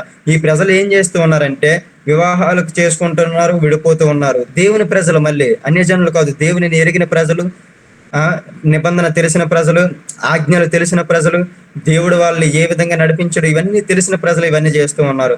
మరియు దశమ భాగాలు ఇవ్వకపోవడము, అంటే దేవుడికి ఇవ్వాల్సిన దశమ భాగాలు మనం ఇవ్వకపోతే దేవుడు మనకి ఆశీర్వాదాలు ఏమిస్తాడు ఇంకా అంటే మనం ఇప్పుడు దేవునికి ఇవ్వాల్సింది దేవునికి ఇవ్వాలి. దేవునికి ఇవ్వకుండా అంతా మన దగ్గరే ఉంచుకుంటే మనల్ని దేవుడు హెచ్చించడానికి ఇష్టపడుచు ఉండడు. ఎందుకంటే దేవునికి మనం ఇవ్వాల్సింది అది ఏమైనా కావచ్చు, సమయమైనా కావచ్చు, గౌరవమైనా కావచ్చు, దశమ భాగమైనా కావచ్చు, మన జీవితమైనా కావచ్చు. దేవునికి ఇవ్వాల్సిన ప్రాధాన్యత దేవునికి ఇచ్చినప్పుడు దేవుడు మనకి ఇవ్వాల్సిన ప్రాధాన్యత మనకి ఇస్తూ ఉంటాడు. మరియు దేవుని సేవను భారంగా చూడడం. దేవుని సేవ చేస్తున్న ప్రజలు ఏం చేయాలంటే భారంగా ఎంచకూడదు. మనకు ఒక టాస్క్ ఎవరైనా అప్పచెప్పినప్పుడు, లేకపోతే ఒక పనిని మనకు అప్పచెప్పినప్పుడు, మనం ఒక దగ్గర పని చేస్తున్నప్పుడు వాళ్ళు మనకు అప్పచెప్పిన టాస్క్ ని మనం ఏం చేయాలంటే భారంగా చూడకూడదట.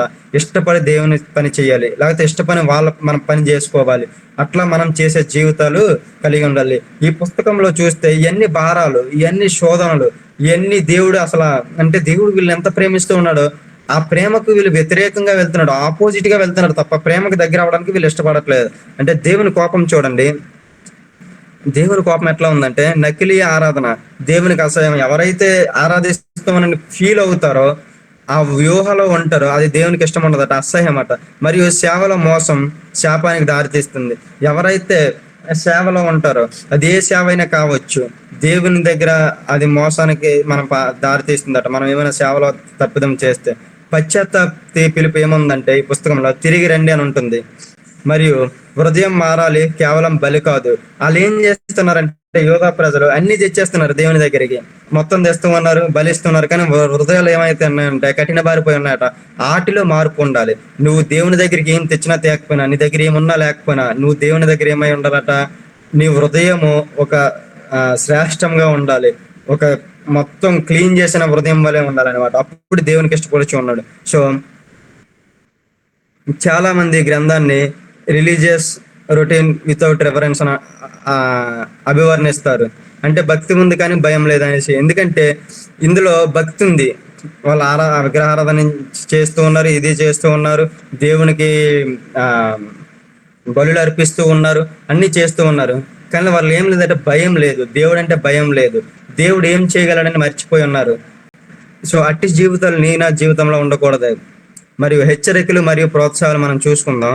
వార్నింగ్స్ ఏవైతే ఉన్నాయో అండ్ ఎగ్జార్టేషన్స్ ఏవైతే ఉన్నాయో మనం చూసుకుందాం. హెచ్చరికలు ఏంటంటే దేవుని సేవను అలసటగా చూస్తే ఆత్మీయత క్షీణత వస్తుంది. మనం దేవుని సేవను ఎప్పుడూ అలసటగా చూడకూడదట. అలసటగా చూస్తే మనకి ఏమొస్తుందట, ఆత్మీయ క్షీణత వస్తుంది. మన ఆత్మీయ జీవితంలో ఎదుగుదల చేయలేము ఆయన సేవను అలసటగా చూస్తే. మరియు దేవుని దోచే జీవితం ఆశీర్వాదం కోల్పోతుంది. ఎవరైతే దేవుని దోస్తూ ఉన్నారో ఈ దినంలో మనం చూసుకుంటే అనేక మంది దేవుని పేరు చెప్పి మోసాలు చేస్తూ ఉన్నారు, దోచుకుంటూ ఉన్నారు. వాళ్ళు ఏమవుతారట, ఈ దినమునకి వారు హెచ్చింపబడవచ్చు, ఈ దినమునకి వారు సమాజంలో హ్యాపీగా తిరగవచ్చు. కానీ ఒక దినం ఉంది, ఆ దినం రోజు ఏం చేస్తారంటే వాళ్ళకి రావాల్సిన ఆశీర్వాదాలన్నీ కోల్పోతూ ఉంటారు. మరియు మత రూపం ఉన్న హృదయం లేకపోతే శోధన తప్పదు. మత రూప ఉన్న హృదయం అంటే మనం ఏం చేయాలంటే మన హృదయాలు మార్చుకొని ఉండాలి, దేవుని వైపు తిప్పుకొని ఉండాలి, లేకపోతే శోధన తప్పదట. మనం ఇశ్రాయేలు ప్రజలు ఏ విధంగా అయితే శోధింపడ్డారు, దేవుని ప్రేమను వాళ్ళు తెలుసుకోలేకపోయారు, అట్టి జీవితాలు మనకు ఉండకూడదు. ప్రోత్సాహాలు ఏమిటంటే దేవుని భయపడే వారి పేర్లు జ్ఞాపక పుస్తకంలో ఉంటాయి. ఎవరైతే దేవునికి భయపడతారో, ఎవరైతే దేవుని యందు విశ్వాసం ఉంచుతారో, ఎవరైతే దేవునికి లోబడి జీవిస్తారో వారి పేర్లు ఎక్కడ ఉంటాయట, జ్ఞాపక పుస్తకంలో ఉంటాయట, బుక్ ఆఫ్ లైఫ్ లో ఉంటాయి. అక్కడ ఉన్నాయంటే మనం పరలోక రాజ్యానికి వారసులము. దేవుడు తన సొత్తుగా వారిని కాపాడుతాడు. ఎవరైతే దేవుని దగ్గర భయపడుతూ, ఎవరైతే దేవుని దగ్గర విశ్వాసం ఉంచుతూ, ఎవరైతే దేవుని దగ్గర నడుచుకుంటూ ఉంటారో దేవుడు ఏం చేస్తాడంటే వారిని కాపాడుతూ ఉంటాడట. నీ శ్రమలు వచ్చినప్పటికీ, శోధనలు వచ్చినప్పటికీ వాళ్ళు ఏం చేస్తారంటే కాపాడుతూ ఉంటారు. అనేకమైన శోధనలు ఎదుర్కొన్నప్పటికీ ఈ ప్రవక్తలందరూ అనేకమైన శోధనలతో ఎదుర్కొని ఉన్నారు. ఇర్మియా ప్రవక్త అయితే మనం చూసుకున్నట్లయితే దేవుడు అంటాడు, నీ మీదకి అందరూ లేస్తారు కానీ నిన్నెవరు టచ్ చేయలేరు అనేసి, నిన్నెవరు ఏం చేయలేరు. ఎందుకంటే దేవుడు ఆయన ఏం చేస్తున్నాడంటే కాపాడుతూ ఉన్నాడు. మనం చూసుకుంటే ఆ పెద్ద ప్రవక్తల పుస్తకాలు మనం చూసుకుంటే వాళ్ళు అనుభవించింది, వాళ్ళు దేవుడి కోసం చేసిన ప్రయాసం మనం చూసుకుంటే అది అసలు ఊహకు అందనిది అనమాట. అంటే ఆ మండుటి ఎండలో మిట్ట మధ్యాహ్నము ఎండలో కూర్చొని దేవుని కోసం ప్రవచించి, దేవుని కోసం చెప్పి అట్టి ప్రజలు మనకి ఆదర్శంగా నిలిచి ఉన్నారు. దేవుడు ఎందుకు ఇవన్నీ రాయించాడంటే మన కోసం, మన జీవితంలో మార్పు కోసం, మనం నీతిని వెతికే ఉంటామనేసి. మరియు పుస్తక గంభీరత లేక తీవ్రత చూడండి. ఈ పుస్తకం చాలా గంభీరమైనది. ఎందుకంటే పాపం బహిరంగ తిరుగుబాటు రూపంలో కాదు, ఆధ్యాత్మిక నిర్లక్ష్య రూపంలో ఉంది. పాపం ఏమైతే ఉందంటే బహిరంగంగా లేదు, అంటే పబ్లిక్ గా లేదు, తిరుగుబాటుగా. కానీ వాళ్ళ ఆత్మీయ జీవితంలో ఎలా ఉన్నాయంటే దేవునికి తిరుగుబాటుగా ఉన్నాయి, దేవునికి వ్యతిరేకంగా ఉన్నాయి. వాళ్ళ ఆత్మీయ జీవితంలో ఒక ఉరుకోల్పే జీవితం లేదు, చల్లాడిపోయాయి, ఆత్మీయుల ఎదుగుదల లేదు. మరియు బయటకు దేవుని సేవ కనిపిస్తుంది, లోపల గౌరవం లేదు. బయటకు మాత్రం వినయంగా విధేయతగా నడుచుకుంటూ ఉన్నారు. చాలా మంది చూడండి, స్కూల్కి వెళ్తాం. ఫర్ ఎగ్జాంపుల్ మనందరికీ తెలిసిన ఉదాహరణ, మనం స్కూల్కి వెళ్ళినప్పుడు ప్రొఫెసర్స్ కానీ టీచర్స్ కానీ వచ్చినప్పుడు ఎంత వినయంగా చెయ్యలు కట్టేస్తాం. ఏదైనా నోట్స్ తెమ్మన్నప్పుడు చెయ్యలు కట్టేసి వినయంగా, ఎంత వినయం అంటే ఆ టీచర్ కూడా ఆశ్చర్యపోయేంత వినయం మనం చూపిస్తాం బయటికి. కానీ ఒక్కసారి మనం ఆ కరెక్షన్ బయటికి మళ్ళీ మన బెంచ్ దగ్గరికి వెళ్ళి కూర్చున్నప్పుడు వీడంతేలే ఇంకా సొనగడం మొదలు పెడతాం. అంటే గౌరవం ఉండదు, ఏదో మనం భయపడాలి తప్పదు అనేసి బలవంతకరంగా మనం చూస్తూ ఉంటాం. కానీ మనం ఏం చేయాలంటే దేవుని సేవ చేస్తున్నప్పుడు, లేకపోతే దేవునిలో నడుచుకున్నప్పుడు, దేవుని శిష్యులుగా మనం ఉన్నప్పుడు గౌరవంతో చూడాలి. వినయం లేని గౌరవం అంట వ్యర్థం అని చెప్తుంది. మనం వినయం ఉండాలి, భయం ఉండాలి, భక్తి కలిగి జీవించాలి. మరియు దేవుడు హృదయాన్ని విచారిస్తాడు. మనం చాలా మంది అనుకుంటారు ఏంటంటే, నేను చాలా మంచి పనులు చేస్తున్నాను, అనేక మందికి అనేక విధములుగా నేను హెల్ప్ చేస్తూ ఉన్నాను, అనేక మందికి అనేక విధాలుగా నేను తోడ్పడుతున్నాను, వాళ్ళకి ఏ ఇబ్బందులు ఉన్నా నేను సహాయం చేస్తున్నాను. కానీ దేవుడు ఏం చేస్తున్నాడు, నీ హృదయం ఎట్లా ఉంది? నువ్వు ఇతరులకు ఇచ్చావా లేదా అది సెకండరీ, కానీ నీ హృదయం ఎట్లా ఉంది? అది కల్మషం లేకుండా ఉందా? నువ్వు చేస్తున్న మంచి నిజాయితీగా చేస్తున్నావా అని దేవుడు పరిశీలన చేస్తాడట. మరియు మనం చూసుకుందాం ప్రస్తుత సందర్భానికి అన్వయము. మనం ఈ దినములలో మనం ఏం చేయాలి? నేటి దినములలో మనం ఏం చేయాలంటే, ఆరాధనలు ఎలా ఉన్నాయంటే, ఆరాధనలు వెళ్ళిపోతూ ఉన్నాయి, ఆత్మీయ జీవితంలో ఎదుగుదల లేదు. కానీ మనము దేవునిని ఎరిగిన ప్రజలమై ఉన్నాం కనుక మనం చేసిన ఆరాధన కొద్దిసేపటి అయినప్పటికీ మనం మనస్సు నుంచి దేవుని దగ్గర ఆరాధన చేయాలి. మరియు హృదయం లేని సేవ అంటే సేవ చేస్తూ ఉన్నాం. ఏ విధములైన సేవ, అనేక విధములుగా సేవ, ఒకరికి తోడ్పడిన సేవ, ఒకరికి సాయం చేసిన సేవ, ఎవరికైనా బాగాలేనప్పుడు హాస్పిటల్ తీసుకెళ్ళాం మనకు అదొక సేవ. వాటిలో ఏం చేయాలంటే మనస్సు పెట్టి చేయాలన్నమాట, అంటే ఇష్టపూర్వకంగా చేయాలి. మరియు దేవునికి మిగిలిన సమయం ఇవ్వడం. మనం చాలా మంది అంటాము దేవునికి సమయం ఇవ్వాలంట. దేవునికి సమయం ఇవ్వలేని స్థితిలో మనం ఉన్నాము ఈ ప్రజెంట్ దినములలో. కానీ మనం ఏం చేయాలి? దేవునికి సమయం ఇవ్వాలట. దేవునికి సమయం దేవునికి ఇవ్వాలి. దేవుని సమయం మనం దేని గురించి కూడా దొంగిలించకూడదు. అట్టి దొంగిలించామంటే దేవుడు ఏం చేస్తాడంటే మన సమయాన్ని దొంగిలించడానికి ఇష్టపడుచు ఉన్నాడు. మరియు ఆర్థిక విషయాల్లో దేవుని భాగం దాచడం. మనం చాలా మంది దశమ భాగాలు చాలా మట్టుగా వరకు ఇస్తూ ఉంటారు. దేవునికి ఏం చేయాలంటే ఇచ్చే బిడలుగా ఉండాలి. దేవుని సేవ కొరకు, దేవుని ప్రజల కొరకు, దేవుని పిల్లల కొరకు మనం ఇచ్చే బిడలుగా ఉండాలి. మనం ఎప్పుడైతే చెయ్యి ఇచ్చే విధంగా ఉంటామో దేవుడు కూడా మనం ఇవ్వడానికి ఇష్టపడతాడు. మరియు దేవుని సేవల్లో విసుగకు. మనం ఎప్పుడైతే పని చేస్తూ ఉంటామో, మలాకే గారు చెప్తున్నవి అన్నీ, ఎందుకంటే మలాకే గారు అనుభవించారు. దేవుని ద్వారా ఎందుకు ఇవన్నీ రాయిస్తూ ఉన్నాడంటే ఆయన అనుభవిస్తూ ఉన్నారు. ఏంది ప్రజలు, ఈ ప్రజలలో అసలు మార్పు లేదు, ఈ ప్రజలు దేవుడు బబులోను రాజ్యంలో నుంచి తీసుకొచ్చాడు కానీ వీళ్ళలో మార్పు లేదు అనేసి దేవుడు ఈ విషయంలో రాయించి ఉన్నాడు అనమాట. నేను చూసుకుంటే నేను దేవునికి గౌరవం ఇస్తున్నానా లేక కేవలం అలవాటుగా సేవ చేస్తున్నానా? మనం దేవుడి దగ్గరికి వచ్చినప్పుడు మనం గమనించుకోవాలి, అలవాటుగా చేస్తున్నానా అంటే ఫార్మాలిటీకి చూడండి. ఆదివారం విశ్వాసులు ఉంటాము అంటే ఆదివారం వస్తే మనంత భక్తి పరులు ఇంకెవరూ ఉండరు. కానీ సోమవారం నుంచి శనివారం వరకు అసలు దేవుడు ఎవరో మనం ఎవరు, అట్టి విశ్వాస జీవితం మనం కలిగి ఉన్నామా, లేకపోతే మన జీవితంలో మనం క్రీస్తుని ఇతరులకు చూపించే వాళ్ళగా ఉన్నామా అని మనం జ్ఞాపకం చేసుకోవాలి. మరియు చూసుకుందాం వ్యక్తిగత అన్వయము. మనం వ్యక్తిగతంగా మనం ఏం చేసుకోవాలి? నా ఆరాధన నిజమైనదా లేదని మనం ప్రశ్నించుకోవాలి. లేకపోతే దేవునికి ఉత్తమమైన దాన్ని ఇస్తున్నానా లేక మిగిలి ఉన్న దాన్ని ఇస్తున్నానా? అంటే చూడండి, కయ్యను హేబేలు ఇచ్చిన అర్పణలో చూడండి, మిగిలిన దాన్ని ఇచ్చే ఉన్నారా మనస్పూర్వకంగా, లేకపోతే ఉత్తమమైనది ద బెస్ట్ మనం దేవునికి ఇస్తున్నామని గమనించుకోవాలి. మరియు నా హృదయం తిరిగి దేవుని వైపు వస్తుందా మనం ప్రశ్నించుకోవాలి. మనం దేవుని వైపు వస్తున్నామా లేదా అనేసి. మన జీవితంలో ఏముండాలంటే నిర్లక్ష్యాన్ని విడిచిపెట్టి నిబద్ధతకు రావాలి. మన జీవితంలో ఉన్న నిర్లక్ష్యం ఇంతవరకు ఏమైతే ఉందో అది మనం పక్కన పెట్టి ఒక నిబద్ధతకు రావాలి. ఒక నిబంధన దేవునితో మనం చేసుకోవాలి. భక్తి రూపంలో కాదు కానీ భక్తి హృదయంలో నుంచి రావాలి. ఈ ప్రజలు ఏం చేస్తున్నారంటే రూపంలో ఇస్తున్నారు, అంటే వారి హృదయంలో భక్తి లేదు, కానీ వారు చేస్తున్న ఆరాధనలోని బయటికి బాహ్యంతరంగా చూపిస్తున్నారు, హృదయంతరంగం నుంచి ఏమీ లేదు. మరియు దేవుని గౌరవం మనం ఏం చేయాలంటే పునరుద్ధరించాలి. మనం దేవుని గౌరవం మనం ఏం చేయాలంటే తీసుకొని రావాలి. ఆయన గౌరవం ఇచ్చే ప్రజలుగా మనం ఉండాలి. సో ఈ ఉదయకాల సమయంలో మలాకి గారి ద్వారా మనం చూసుకుందాం. ఇక్కడ మనం చూస్తే 3వ అధ్యాయంలో మనకేమన్నా ఉంటుందంటే చాలా 1వ అధ్యాయంలో దేవుని ప్రేమ, అమితమైన ప్రేమ. మరియు మనం చూస్తే 1వ అధ్యాయంలో మనం చూసుకున్నప్పుడు ఇక్కడ ఏం చెప్తారంటే హిస్టారికల్ ఇంటర్ప్రిటేషన్లు ఇవన్నీ ఉంటాయి. చాలా మట్టుకు వరకు దేవుణ్ణి ప్రశ్నించడము, ఎందుకంటే దేవుని వారి ప్రేమను ప్రశ్నిస్తూ ఉన్నారంట. మనం ఏమై ఉన్నామంటే దేవుని ప్రేమను ప్రశ్నించే వాళ్ళకి కాకుండా దేవుని ప్రేమకు మనం లోబడి చూపించే బిడలుగా ఉండడానికి ఇష్టపడుచు ఉండాలి. సో నేను బ్రీఫ్గా అవుట్లైన్ చెప్తాను, క్లియర్గా అవుట్లైన్ ఒకసారి మీకు చెప్తాను విడివిడిగా. 1వ అధ్యాయం 1 నుంచి 2వ అధ్యాయం 16 వరకు దేవుడు ఏం చేస్తున్నాడంటే ఇశ్రాయేల్ ప్రజల్ని రిజెక్ట్ చేస్తూ ఉన్నాడు అనమాట. The rejection of Israel sin. దేవుడు ఇశ్రాయేల్ ప్రజల్ని రిజెక్ట్ చేయడం లేదు, కానీ వారు చేస్తున్న పాపమును రిజెక్ట్ చేస్తూ ఉన్నాడు.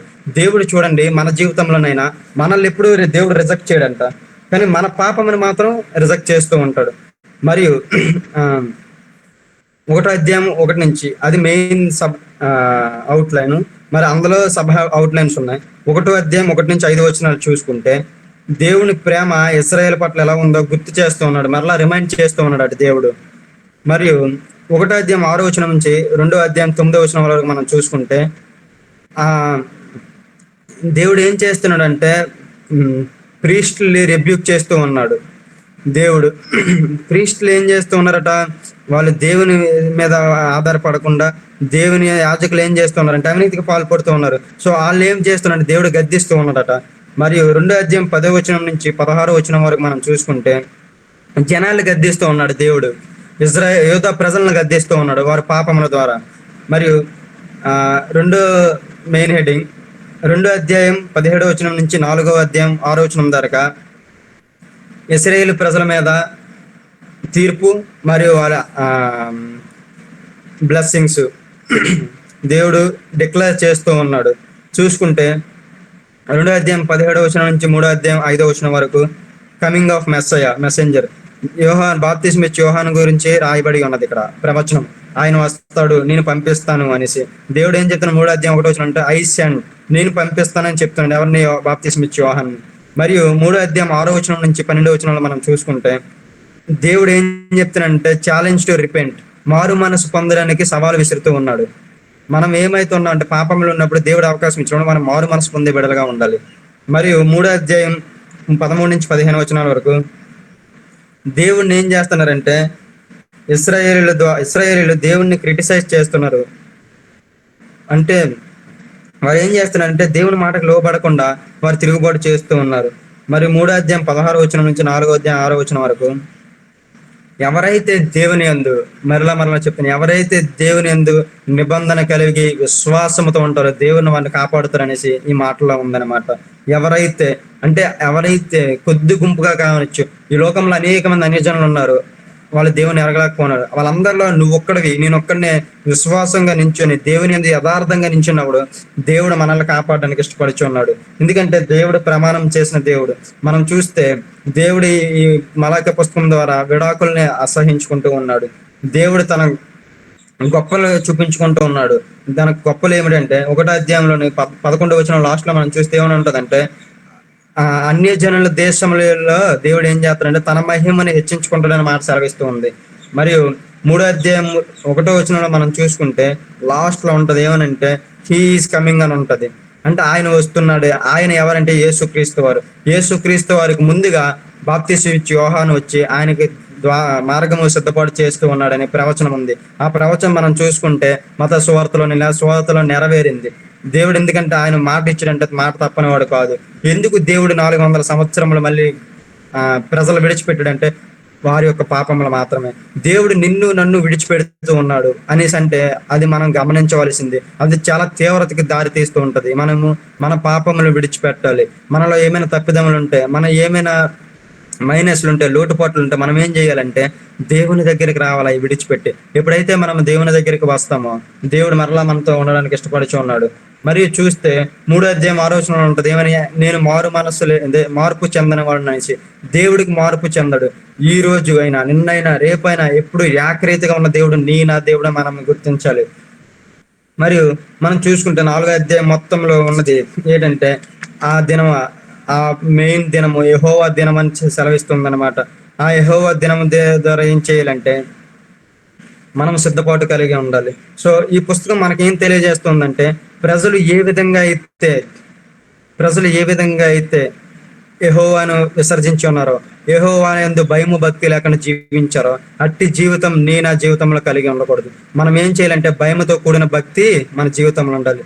ఎవరైతే భయముతో కూడిన భక్తి మన జీవితంలో ఉంటుందో, యేసుక్రీస్తు వారిని ఎవరైతే సొంత రక్షకునిగా అంగీకరించి ఆయన బాటలో నడుస్తారో, ఆయన ఏ విధంగా నడిచాడో మనకు ఒక ఉదాహరణ ఉంది. ఆయన ఏ విధంగా ఈ లోకంలో జీవించాడో మనకు ఒక ఉదాహరణ ఉంది. ఆయన ఏ విధంగా పాపులను క్షమించాడు, అవి ఏ విధంగా శత్రువులను ప్రేమించాడు, ఇవన్నీ మన జీవితంలో ఇతరులకు చూపించినప్పుడు ఇతరులు ఏం చేస్తారంటే మన ద్వారా, మన జీవితాల ద్వారా దేవుని గుర్తించడానికి ఇష్టపడుచు ఉంటారు. ఇక్కడ యూదా ప్రజలు చూడండి, దేవుడు బబులోను నుంచి తిరిగి తీసుకొని వచ్చినప్పుడు కూడా వారు ఏం చేసి ఉన్నారంటే దేవుడిని అంటే భయం లేకుండా పోయింది. ఆయనకి ఇవ్వాల్సిన గౌరవం ఇవ్వటం లేదు. ఆ ప్రవక్తలు ఏమి, ఆ ప్రీస్టులేమి, లేకపోతే పెద్దలేమి, నాయకులేమి, వాళ్ళు ఏం చేస్తున్నారంటే వాళ్ళ సొంత లాభాలకే చూసుకుంటూ ఉన్నారు. సో మనం ఏం చేయాలంటే దేవుని అందు భయము భక్తి కలిగి మలాకా గారు చెప్పిన విధంగా ఆయన ప్రొఫెసీ చెప్పారు, ప్రవచనం చెప్పారు, ఏమైనా యేసుక్రీస్తు వారిని భూమి మీదకి తీసుకొస్తామని, పంపిస్తానని దేవుడు చెప్పినప్పుడు అట్టి విధంగా తీసుకొచ్చారు. ఎందుకంటే ఆయన మాట ఇచ్చేవాడు, మాట తప్పువాడు కాదు. సో అట్టి మాట తప్పకుండా దేవుడికి మనం ఏం చేయాలంటే మన జీవితములను అర్పితంగా చేయాలి. మన జీవితంలో ఏం చేయాలంటే దేవునికి విధేయత చూపించాలి. ఈ ఆఖరి పుస్తకంలో దేవుడు ఎన్నో గొప్ప విషయాలు చెప్తూ ఉన్నాడు మనకి. అట్టి గొప్ప విషయాలు మనం గమనించి దేవుని యందు ఏం చేయాలంటే భయము భక్తి కలిగి జీవించే జీవితాలు మనకు కావాలి. ఈ ఉదయకాల సమయంలో మనం దేవుని యందు ఒక తృష్ణ కలిగి, దేవుని యందు ఒక బలమైన విశ్వాసగా, ఒక సజీవ సాక్ష్యంగా మనం నిలబడదాం. దేవుని నామాన్ని ఇతరులకి ప్రచురణ చేద్దాం. దేవుని యొక్క కార్యములు మన జీవితంలో దేవుడు సహాయం చేస్తాడు. మనం ఏ శ్రమలలో ఉన్నప్పటికీ, శోధనలో ఉన్నప్పటికీ, ఎటువంటి పరిస్థితుల్లో మనం నిలబడినప్పటికీ, ఈవెన్ మనము కూడా ఆలోచించే స్థితిలో మనం ఉన్నప్పటికీ, ఇది అవుతుందా అవ్వలేదనే స్థితిలో, కానీ మన దేవుడు సమర్థుడై ఉన్నాడు, ఆయన చేయగలవాడు. ఆ విధంగా మనం దేవుని నడుచుకొని దేవుని మాటలకి విధేయత చూపించి మనము దేవునికి ఇవ్వాల్సిన గౌరవం ఆయనకి ఇచ్చి ఆయన దగ్గరికి తిరిగి వద్దాం. మనం చేసిన పాపం ఏమైనా ఉంటే అది ఒప్పుకొని దేవుని దగ్గర తిరిగి వచ్చినప్పుడు దేవుడు మన దగ్గరికి వస్తాడు అని మాట సెలవిస్తుంది. ఎందుకంటే ఆయన ఎన్నటికీ మారణ దేవుడు, ఆయన ఎన్నటికీ మారణ దేవుడు అని మాట సెలవిస్తుంది. సో ఈ ఉదయకాల సమయంలో మనం మన జీవితాలకి ఏంటి అన్వయం చేసుకోవాలంటే శుద్ధమైన ఆరాధనలో మనం ఉండాలి. శుద్ధమైన ఆరాధన ఇతరులకు నేర్పించాలి, ఇతరులకు బోధించాలి. మరియు యాజకత్వ బాధ్యత గంభీరత తెలియజేయాలి. యాజకులలో లేకపోతే ఒక నాయకులలో నన్ను దేనికైనా ఎవరైనా పెద్దలు మనల్ని నియమించినప్పుడు ఆ బాధ్యతను మనం ఏం చేయాలంటే నెరవేర్చాలి. ఆ బాధ్యతల నుంచి తప్పిపోకుండా ఆ బాధ్యతని సక్రమంగా నెరవేర్చిన ప్రజలుగా మనం ఉండాలి. ఇక్కడ ఏం చేస్తూ ఉన్నారు ఈ ప్రీస్టులు అంటే వాళ్ళ బాధ్యతను వాళ్ళు నెరవేర్చలేకపోయారు, కానీ మనమైతే ఆ బాధ్యతను నెరవేర్చే ప్రజలుగా ఉండాలి. మరియు ప్రజలను నిజమైన నిబంధన విశ్వాసానికి నడిపించాలి. అంటే తప్పుడు బోధలకు కాదు, తప్పుడు మాటలకు కాదు, కానీ నిజమైన విశ్వాసానికి. వాళ్ళకి ఎలా చెప్పాలంటే దేవుడు, నువ్వు తప్పు చేస్తే దేవుడు శిక్షించడానికి సిద్ధంగా ఉన్నాడు అని ముఖాముఖిగా మనం చెప్పినప్పుడు మనల్ని వాళ్ళు ఇష్టపడకపోవచ్చు, అసహించుకోవచ్చు, కానీ అదే నిజం, అదే సత్యం అని మనం గమనించాలి.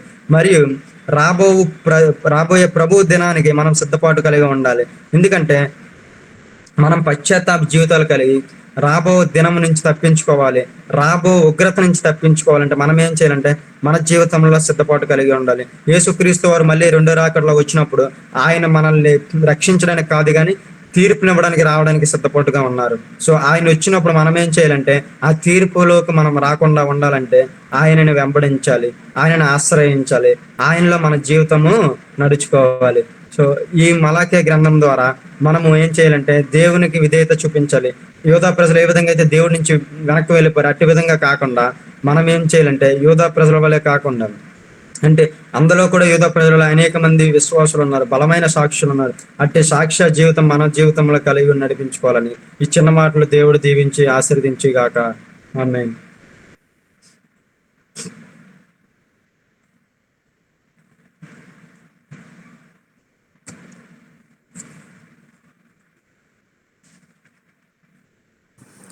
Thank you so much for sharing.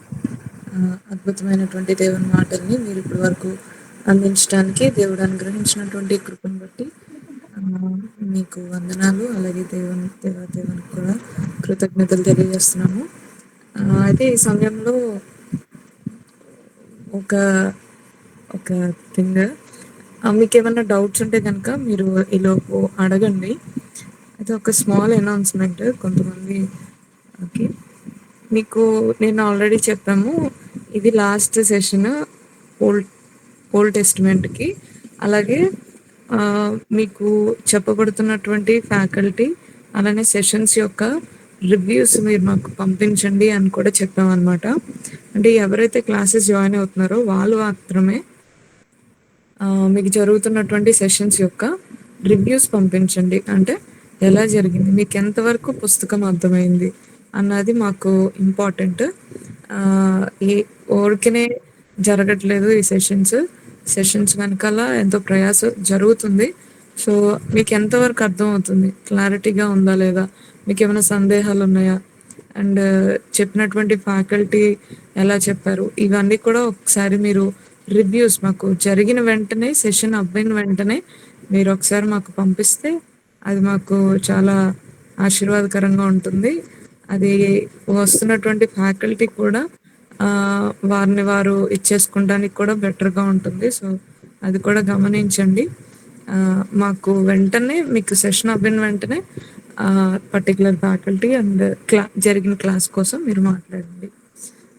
పోతే ఇప్పుడు మీకు ఏమైనా డౌట్స్ ఉంటే కనుక మీరు దయచేసి మాట్లాడండి, మీకు సమయం ఇవ్వబడింది.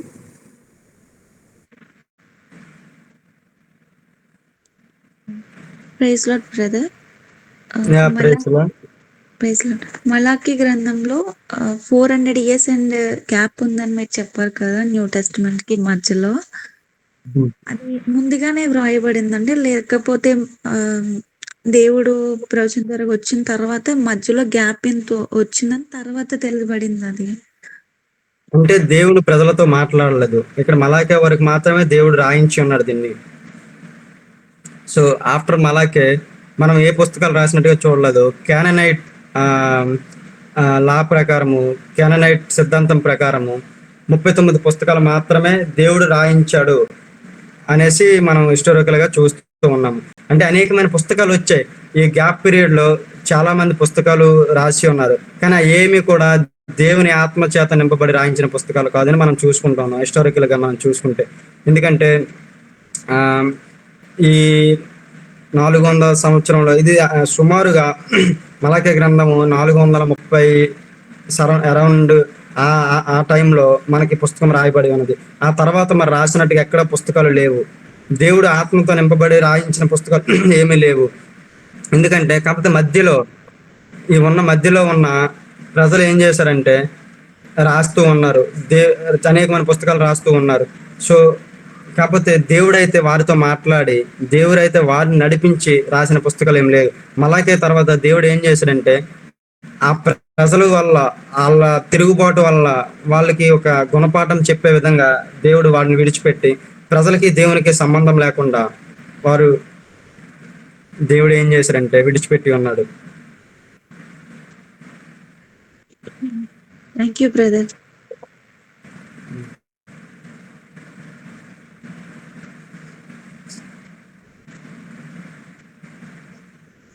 అప్పుడు ఇంకెవరికైనా మన సందర్భాలు ఉంటే మాట్లాడండి.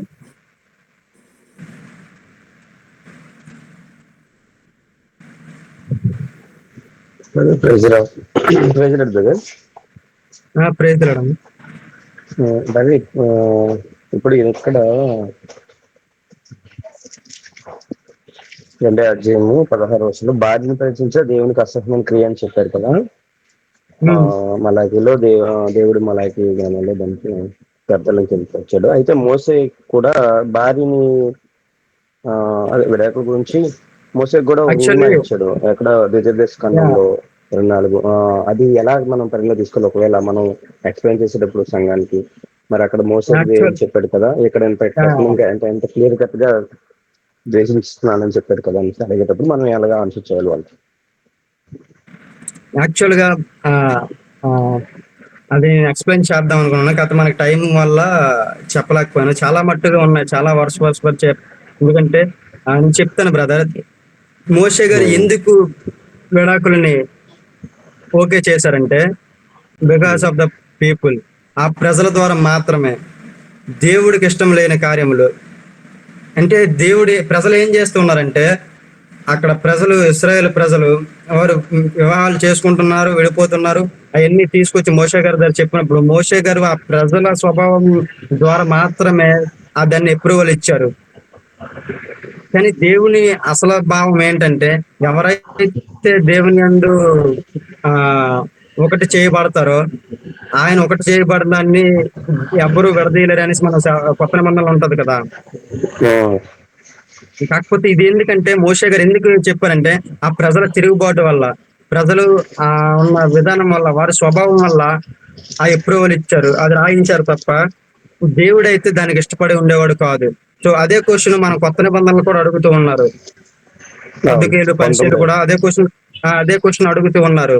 మోషే ఇచ్చాడు కదా అంటే, మత్తలో మోషే ఇచ్చారు కదా అనేసి అంటే, ఈయన ఏం చెప్తే దేవుడు మోషే కన్నా నేను గొప్పవాడిని, మోషే ఎందుకు ఇచ్చారంటే బికాస్ ఆఫ్ మీ తిరుగుబాటు వలన మాత్రమే మోషే అలా చెప్పి ఉన్నారు, కానీ దేవుడికి ఇష్టమైన కార్యం అది కాదని చెప్తూ ఉన్నాడు.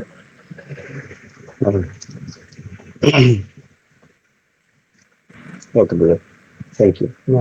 Thank you.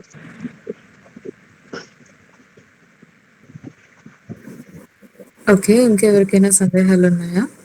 ఉంటే కనుక దయచేసి మాట్లాడండి. మరొక విషయం నేను చెప్పాలనుకుంటున్నాను.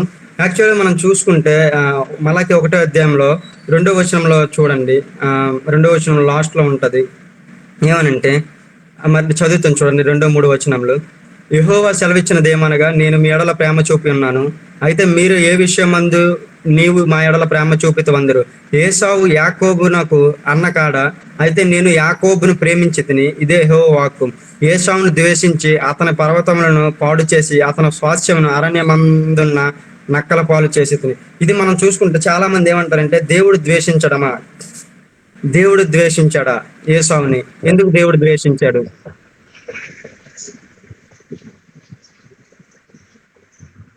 అనేసి ఉంటది. కానీ మనము హిస్టారికల్ ఇంటర్ప్రిటేషన్ చూసుకుంటే, క్యానానైట్ నిబంధన ద్వారా, క్యానానైట్ లా, ఆ నిబంధన ద్వారా తండ్రికి ఏమైతుందంటే కుమారుని నెక్స్ట్ జనరేషన్ ని చూసిన అవకాశం ఉందన్నమాట, అతని చేతిలో ఉంది. సో ఇక్కడ ఏంటి, ఇస్సాకు 2 కుమారులు, యాకోబు మరియు ఏసావు. యాకోబుని దేవుడు ఐజాక్ ఏం చేశాడంటే, ఇస్సాక్ ఏం చేశాడంటే చూస్ చేసుకుని ఉన్నాడు. లవ్, దేవుడు he can choose whomever he wants to the next inherit family lineage.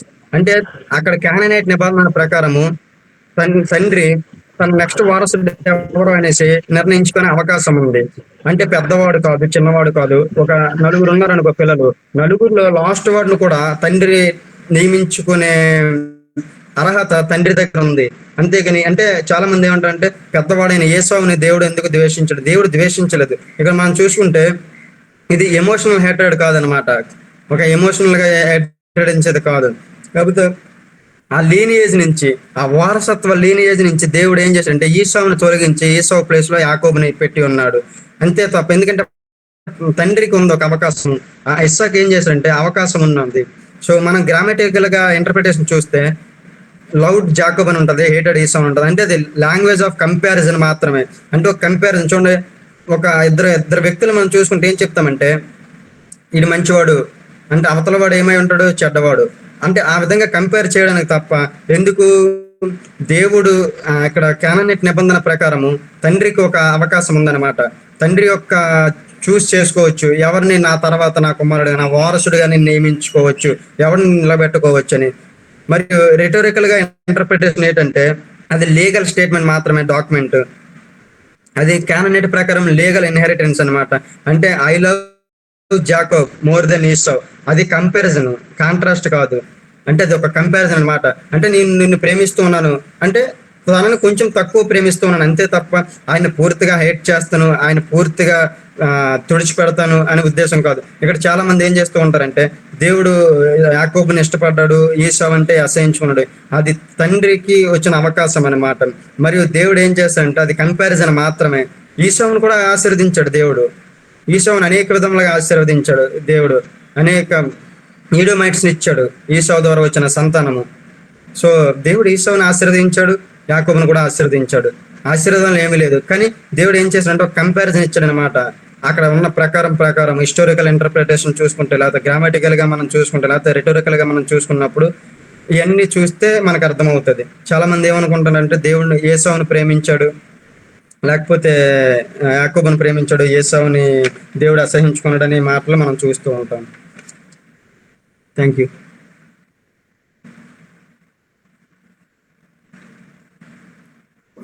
Okay, thank you so much brother. Okay, ఇంకా ఎవరికైనా ఏమైనా సందేహాలు ఉంటే మాట్లాడండి. లేని పక్షంలో మనం ముందుకు వెళ్దాము. మనకి పాస్ కోడ్ నేను పెట్టాను, ఒకసారి నేను చెప్తాను చూడండి. పాస్ కోడ్ వచ్చేసరికి 546437. 546437. ఈ పాస్ కోడ్ మీరు రాసుకోండి. మీకు గ్రూప్లో లింక్ షేర్ చేసాము. ఆ లింక్ని బట్టి మీరు క్విజ్ అటెంప్ట్ చేయండి. ఇకపోతే మనకి ఓటీలో పాత నిబంధనలో మిగిలి ఉన్న పుస్తకం ఒక్కటే, అదే దానియేలు. అయితే దానియేలు, ప్రకటన రెండు కలిపి చెప్పబడతాయి. ఎందుకంటే రెండు ప్రవచన గ్రంథాలు ఇంటర్లింక్లో ఉంటాయి కాబట్టి, అంటే రెండు కలిపి ఉన్నట్టు ఉంటాయి కాబట్టి, దాంట్లో ప్రాఫెసిస్ దీంట్లో ప్రాఫెసిస్ రెండు కలిపి చెప్పబడతాయి. అది ఆఖరిలో ఉంటుంది. డానియల్ అండ్ రెవల్యూషన్, ప్రకటన, దానియేలు గ్రంథాలు రెండు కలిపి చెప్పబడతాయి. అదొకటి గమనించండి. మిగతా ప్రతి పుస్తకాలు అయిపోయినాయి మనకి ఇప్పుడుతో. మొత్తం 38 బుక్స్ మనకి క్లోజ్ అయిపోయినాయి అనమాట. సో న్యూ టెస్టిమెంట్ స్టార్ట్ అవుతుంది ఈ రోజు సాయంత్రం నుంచి.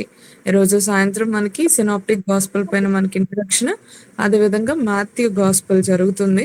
సో అది కూడా ఒకటి గమనించండి. ఒకవేళ ఇప్పుడు వరకు కనుక టైంకి హాజరవ్వకపోయినా, లేకపోతే లేట్ అయినా, డిలే అయినా, ఏదైనా అయినా, లేకపోతే ఎక్కడైనా మిస్ అవుతున్నా ఉంటే కనుక దయచేసి ఇంకా మనకి ముందు మిగిలిన కొన్ని పుస్తకాలే 28 బుక్స్. ఈ 28 పుస్తకాలని ఫాస్ట్గా 29th కల్లా మనం కంప్లీట్ చేసుకుంటాము. అది కూడా గమనించండి. ఒకవేళ మీరు ఒక్క సెషన్ మిస్ అయినా సరే మనకున్నటువంటి అవకాశాలు మనం కోల్పోతాం. అది కూడా మీరు చాలా జాగ్రత్తగా గమనించాలి అని నేను ఆశపడుతున్నాను. బికాస్ మీకు డౌట్ సెషన్స్ తర్వాత నుంచి స్టార్ట్ అవుతాయి. డౌట్ సెషన్స్లో మీకు ఏదన్నా క్లారిటీ కావాలి అంటే కనుక మీరు తీసుకోవాలి. అయితే దానికంటే ముందు మీరు వింటేనే ఆ యొక్క మాటల నుంచి మనకి ఏదైనా అర్థమవుతుంది కాబట్టి, సో జాగ్రత్తగా మనం ఇంక నుంచి స్టార్ట్ చేద్దాము. అట్లీస్ట్ న్యూ టెస్టిమెంట్ కన్నా రెగ్యులర్గా ఫాలో అవుదాము. ఇది ఒకటి నేను అనౌన్స్ చేయాలనుకుంటున్నాను. మరొక మారు చెప్తున్నాను, ఫ్యాకల్టీ గురించి, సెషన్స్ గురించి మీ నుండి మాకు రివ్యూ కావాలి. మీకు ఒక ఫామ్ పెడతాము, లేదా మీరు పర్సనల్గా అయినా సరే కంప్లీట్ ఓల్డ్ టెస్ట్మెంట్ రివ్యూ మొత్తం మీరు మాకు పంపించేయచ్చు. సెషన్ అయిన వెంటనే అయినా సరే మీరు పంపించవచ్చు. అది కూడా మీరు గమనించండి. So thank you so much brother. ఇప్పటి వరకు మీ యొక్క విలువైన సమయాన్ని వెచ్చించారు. అండ్ 4 బుక్స్ మీరు పంచుకోవడం అంటే అది సామాన్యమైన విషయం కాదు. దేవుడు మీకు అనుగ్రహించినటువంటి కృపను బట్టి దేవునికి కృతజ్ఞతలు, అలాగే మీకు కూడా వందనాలు తెలియజేస్తున్నాను.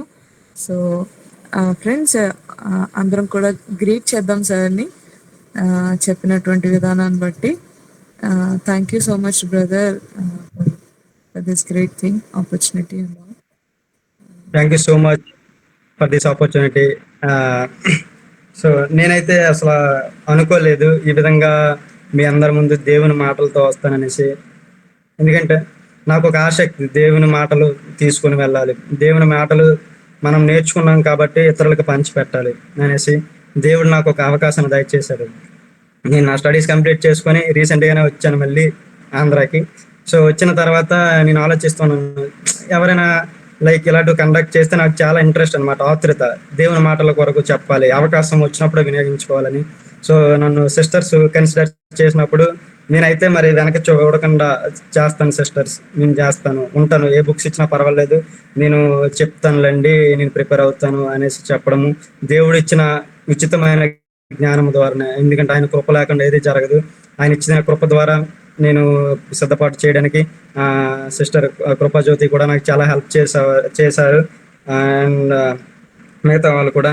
అలాగే మీ అందరి ముందు దేవుని మాటలు పంచుకున్నందుకు నేను చాలా సంతోషంగా ఉన్నాను. ఎందుకంటే ఆయన మాటలు నేర్చుకుంది చెప్పడానికి మాత్రమే. సో అట్టి అవకాశాన్ని దేవుడు నాకు ఇచ్చి ఉన్నాడు కాబట్టి నేను ఎంతో దేవునికి రుణస్థుడినై ఉన్నాను. ఇలాంటి అవకాశాలు నాకు దేవుడు ఇంకా చాలా ఇవ్వాలనేసి నేను మనస్ఫూర్తిగా కోరుకుంటున్నాను. ఆయన మాటలు చెప్పడానికి కానీ చెప్పండి. ఆయన మాటలు చెప్పడానికి కానీ, లేకపోతే ఆయన గురించి తెలియని ప్రజలకు వివరించడానికి కానీ నేనైతే చాలా ఇష్టపడుతూ ఉన్నాను ఆయన మాటలు గురించి. ఎందుకంటే నేనేమైతే నేర్చుకున్నానో అది నా ద్వారా ఆగిపోకూడదు, ఇతరులకు కూడా దాన్ని నేను పంచిపెట్టాలనే ఉద్దేశం కలిగి ఉన్నాను. సో మీ అందరి ప్రార్థనలు నా కోసం చేయండి.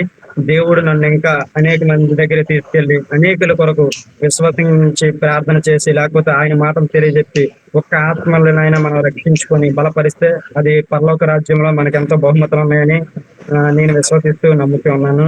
సో ఇక్కడ కూడి ఉన్న మీ అందరికీ సహోదరులకు కానీ సహోదరులకు కానీ నా హృదయపూర్వక వందనాలు తెలియజేస్తున్నాను.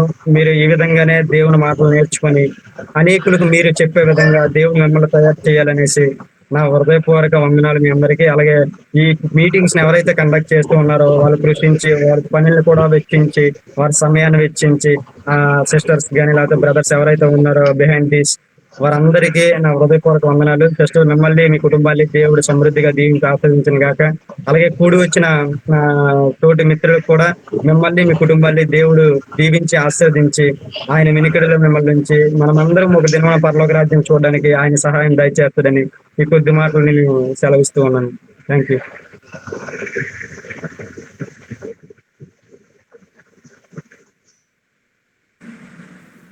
Thank you so much brother. Victor గారు మీరు ఏమైనా మాట్లాడాలండి? లేదమ్మా.